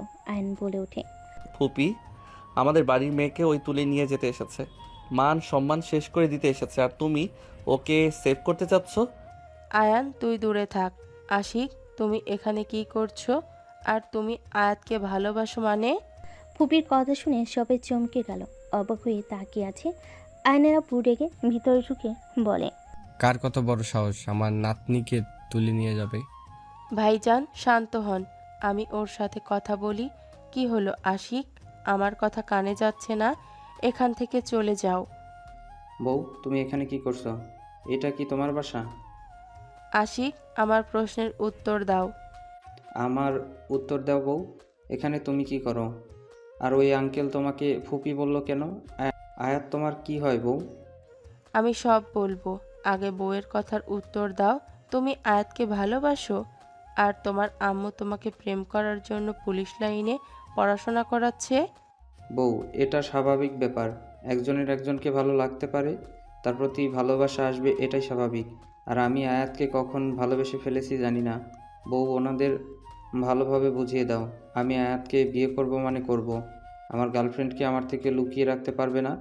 আমি এখান থেকে আয়াতকে নিয়ে যাব। ওনাদের ভালোভাবে বুঝিয়ে দাও, না হলে এখানে খুনোখুনি হবে, হয় আমি আর না হলে এ বাসার কেউ। আশিক, তোমার আম্মু এইসব জানে? তুমি যে এখানে এসে এইসব করছো, আমি বুঝতে পারছি তোমার আম্মুকে এখানে আসতে বলতে হবে। না না বউ, এমন করো না। আমি আয়াতকে নিয়ে গিয়ে আম্মুকে বোঝাবো, ইনশাল্লাহ আম্মু আমাদের ভালোবাসা মেনে নিবে। এখন যদি হুট করে বলো তাহলে আম্মু আমাকে বন্দি করে রাখবে। তুমি এখান থেকে চলে যাবে। তুমি আগে প্রতিষ্ঠিত হয়ে নাও। আমি কথা দিচ্ছি তোমার সাথে আয়াতকে বিয়ে দিব। বউ, এই ফ্যামিলি জীবনেও দিবে না, খচ্চর ফ্যামিলি একটা, ওরা আবার আয়াতকে লুকাবে। ওই ফাজিল, এইটা আমার ফ্যামিলি, খচ্চর কেন বলো? ওলে ওলে, বউ দেখি অভিমান করেছে, বাট এটাই তোমার ফ্যামিলি, এমন খচ্চর কেন? মেয়ের ভালোবাসার কোনো মূল্য দেয় না। আর আমার সম্পর্কে পুরো কথা না শুনে কার থেকে কি শুনে আন্টি আমাকে ধরে মেরেছে, আর আম্মুকে যাইছে তাই বলে আয়াতকে নিয়ে চলে আসে। আমাকে বলেছে ও নাকি আয়াতকে বিয়ে দিয়ে দিবে, আর আমি রিস্ক নিব না। ফুপি, এই ছেলেটাকে চেনো? ফুপি তুমি ছাড়বে? ছাড়লে কি করবি? মারবি নাকি? ওর মাকে দেখে মারতে পারবি তো? মানে? আমার আম্মুকে এই ফ্যামিলি চেনে নাকি বউ? আশিক, তুমি চলে যাও। তোমার আম্মু জানলে অনেক রেগে যাবে। আর তুমি এই ফ্যামিলি কারো গায়ে হাত আর তুলো না। এইটা খুব খারাপ, বড়দের গায়ে কেউ হাত তুলে। আমি তো কারো গায়ে হাত তুলতে চাই না। উনি তো আমাকে মারছে, আমি জাস্ট নিজেকে বাঁচানোর চেষ্টা করছি। মারলে কি ওনাদের এই অবস্থা দেখতে ওই গার্ডদের মতো হতো? গুড। দাদিমা, তুমি আশিককে বউ, তোমার কথা তো অনেক শুনেছি, তোমার সাথে তো দেখা করার কথা ছিল, বাট তার ভিতরে আম্মু আব্বু আমাকে নিয়ে আসে। এই ছেলে কোথাও যেতে পারবে না। এইটুকু ছেলে না, অনেক সাহস, তাই না? আয়ন আশিককে মারতে যাবে, তখনই পিছন থেকে কেউ বলে ওঠে, আশিক। নদী রাগত্ব কণ্ঠে সবাই পিছনে ঘুরে তাকালে চমকে গেল। নদী সোজা আশিকের সামনে এসে থাপ্পড় মারতে লাগলো। আশিক হাত দিয়ে গালগুলো চেপে ধরলে নদীর থাপ্পড়গুলো আশিকের হাতে লাগলো। আশিক বলে উঠি, নদী। আম্মু, আমার কথাটা শোনো। আম্মু প্লিজ থামো। তুই অনেকবার বেড়ে গেছিস। রবিন যদি আমাকে না বলতো তাহলে তো জানতাম না আমার ছেলে এত বড় হয়ে গেছে যে মেয়ের বাড়িতে এসে হামলা করে। গুন্ডুস হয়েছিস তুই, হ্যাঁ? খুব সাহস বেড়েছে। চারিদিকে তাকিয়ে লাঠি খুঁজতে লাগলো। টিভির পিছন থেকে নদী লাঠি বের করে আশিক ফুপির পিছনে লুকিয়ে বলে, আম্মু আম্মু প্লিজ আমার কথাটা শোনো। ফুপির পেছন থেকে সরেক, না হইলে মাথায় বাড়ি মারবো বলে দিলাম। নদী আশিকের মাথায় বাড়ি মারতে যাবে, সাথে সাথে আয়নের সে লাঠি ধরে ফেলো। নদী কিছু বলবে, সাথে সাথে আয়ন নদীকে ঘুরিয়ে শক্ত করে জড়িয়ে ধরল। আশিক আয়াত চমকে গেল। আশিক রেখে আয়নকে ধরতে যাবে, ফুপির সাথে সাথে হাত ধরে ইশারা করে চুপ থাকতে বলে। আয়নের আম্মু এসে আশিকের মুখে রক্ত মুছে দিতে লাগলো। আশিককে জড়িয়ে ধরে সারা মুখে চুমু দিতে লাগলো। আশিক অবাক হয়ে গেল। নদী আয়নকে সরিয়ে দেওয়ার চেষ্টা করতে লাগলো। আয়ন নদীকে বলতে লাগলো, নদী শান্ত হও। আয়ন সাহেব ছাড়েন আমাকে, হচ্ছেটা কি? নদী আয়নকে ধাক্কা মারলে আয়ন নদীকে ছেড়ে দিল। আয়ন নদীর পায়ের কাছে হাঁটকে বসে নদীর পা জড়িয়ে ধরে কান্না করতে করতে বলে, নদী আমাকে ক্ষমা করে দাও। নদী আমি তোমাকে ভালোবাসি। নদী তুমি এতদিন কোথায় ছিলে? নদী আমি তোমাকে অনেক খুঁজেছি, কোথাও পাই নাই। নদী তুমি প্লিজ আমাকে ক্ষমা করে দাও। আজ হয় আমাকে ক্ষমা করে দাও, আর না হয় আমাকে মেরে ফেলো। আর সহ্য করতে পারছি না। আর কত তিলে তিলে শেষ করে দিবে নদী? আয়ন সাহেব পা ছাড়েন, আপনার স্ত্রী দেখতে পেলে কষ্ট পাবে। ছাড়েন। আশিক সবার কাছে ক্ষমা চা। উনি এসব কি বলছে আম্মু? সবার কাছে ক্ষমা চাইতে বলছি, চা। নদী আয়নকে সরিয়ে দিল। আশিক সবার কাছে ক্ষমা চাইলেন। নদী আশিকের হাত ধরে বলে, আর কোনো দিন যেন এই বাড়ির আশেপাশে তোকে আসতে না দেখি। এসব ভালোবাসা টালোবাসা কিছু হয় না, এটা আবেগের বয়স। আবেগ কেটে গেলে সব কিছু ঠিক হয়ে যাবে। চল এখান থেকে। আম্মু আমাকে ক্ষমা করে দাও, আমি আমার ভালোবাসার মানুষকে রেখে যেতে পারবো না। তোর বয়স কত রে? 18+ হয় নাই, আর তুই কিনা ভালোবাসার মানুষ ছাড়া যাবি না? থাপ্পড় মারলে সব ভুল মাথা থেকে পড়ে যাবে। আম্মু, এটা আমার আবেগ না, আমি সত্যি আয়াতকে ভালোবাসি, আর আয়াতও আমাকে ভালোবাসে। আমি গেলে ওকে নিয়ে যাব। আম্মু দয়া করে তুমি আমার ব্যাপারটা বুঝো। আশিকের কোনো কথা না শুনে নদী টেনে নিয়ে যেতে লাগলে আর দৌড়ে গিয়ে বলে, ম্যাম প্লিজ আশিককে এভাবে নিয়ে যাবেন না, আমি আশিককে অনেক ভালোবাসি। মামুনি সরো সামনে থেকে, এসব আবেগের বয়স। এই আশিক জীবনেও তোমার সাথে থাকবে না। আমি মা হয়ে বলছি, আশিকের শরীরে নোংরা বেইমানের রক্ত বইছে। ওরা কখনোই কাউকে ভালোবাসতে পারে না। ওরা রূপ চেঞ্জ করতে 1 সেকেন্ডও লাগে না। আম্মু, চুপ আয়াত, ছাড়ো। আয়াতের শরীরে তো সে বেঈমান স্বার্থপরের গোষ্ঠীর রক্ত আছে, ওর খারাপ হইতে পারে, নিজের ভালোবাসার মানুষকে কখনোই ঠকাবে না। আয়াত আপনার মেয়ে। আপু, আশিকে ছেড়ে দাও। সোনালি আশিকের হাত ধরে নদীর হাত সরিয়ে দিয়ে বলে, আয়ন তোমাকে ভালোবাসে, আয়ন আমাকে ভালোবাসে না। সেদিন আমি তোমাকে ঠিক বলেছিলাম। আয়ন এইসব করতে চেয়েছিল, প্রমাণ দেখেছিলাম, কিন্তু আয়ন সেই দিন তোমাকে ঠিকই বাঁচিয়েছিল। আয়ন নিজের অজান্তেই তোমাকে ভালোবেসে ফেলেছিল। আয়ন বুঝতে পারেনি। সেদিন তোমাকে ওই ছেলেগুলো ওড়না ধরে টান দিলে আয়নকে দেখেছি রেগে যেতে। আমি হাত ধরেছিলাম। যখন ছেলেগুলো তোমার শরীরে হাত দিতে যাবে, তখন আয়ন নিজেকে কন্ট্রোল করতে পারেনি। স্বামী হিসেবে ঠিকই তোমাকে বাঁচাতে চাই, আর আমরা ওদেরকে ভাড়া করি নাই। যাদের করেছিলাম ওরা পরে আসে, আর আয়ন আমাকে বলে দেয় এইটা ও করতে পারবে না। আয়ন তো বোকা টাইপের ছিল, আশিকের মতো এত দুরন্ত ছিল না। ও নিজের ভালোবাসা বুঝতে পারেনি, এটাই। বাট তুমি নিজেই ভেবে দেখো, আয়ন তোমার সাথে খারাপ ব্যবহার করলেও আমি বা আম্মু কিছু বললে কিন্তু প্রতিবাদ করতো। দেখো নদী, ও ভুল করেছে। তুমি যদি ওকে এত ভালোবাসতে তাহলে 18 বছর ধরে আয়ানকে তার সন্তানের থেকে দূরে রাখতে পারতে না। আয়ান যা প্ল্যান করতে চেয়েছিল ওই তো সেটা করে নাই, তাই না? আর তুমি কি করলে? আমাদের থেকে আমাদের সন্তানকে দূরে সরিয়ে রেখেছো। না, তুমি কি অন্যায় করলে না আমাদের সাথে? আয়ান আজও তোমাকে ভালোবাসে সোনালি, রাতুলকে বিয়ে করেছে। আয়ান তোমার স্মৃতি নিয়ে 18 বছর ধরে আছে, তাও বলবে ওই তোমাকে ভালোবাসে না, ওই বেঈমান? তারপর ও কি এই কথা বলবে? নদী আয়নের দিকে তাকাতেই আয়ন বলতে লাগলো, নদী প্লিজ আর আমার সন্তানের থেকে আলাদা করে দিও না, আমাকে লাস্টবার একটা সুযোগ দাও। ওরা সবাই ঠিক বলেছে। তোকে আমি এই সব বলার চেষ্টা করছি, তুই আমার কথা কখনোই শোনস নাই। নদী, এবার তো ক্ষমা করে দে ওদের। তাহলে ওই লোকটা আমার বাবা?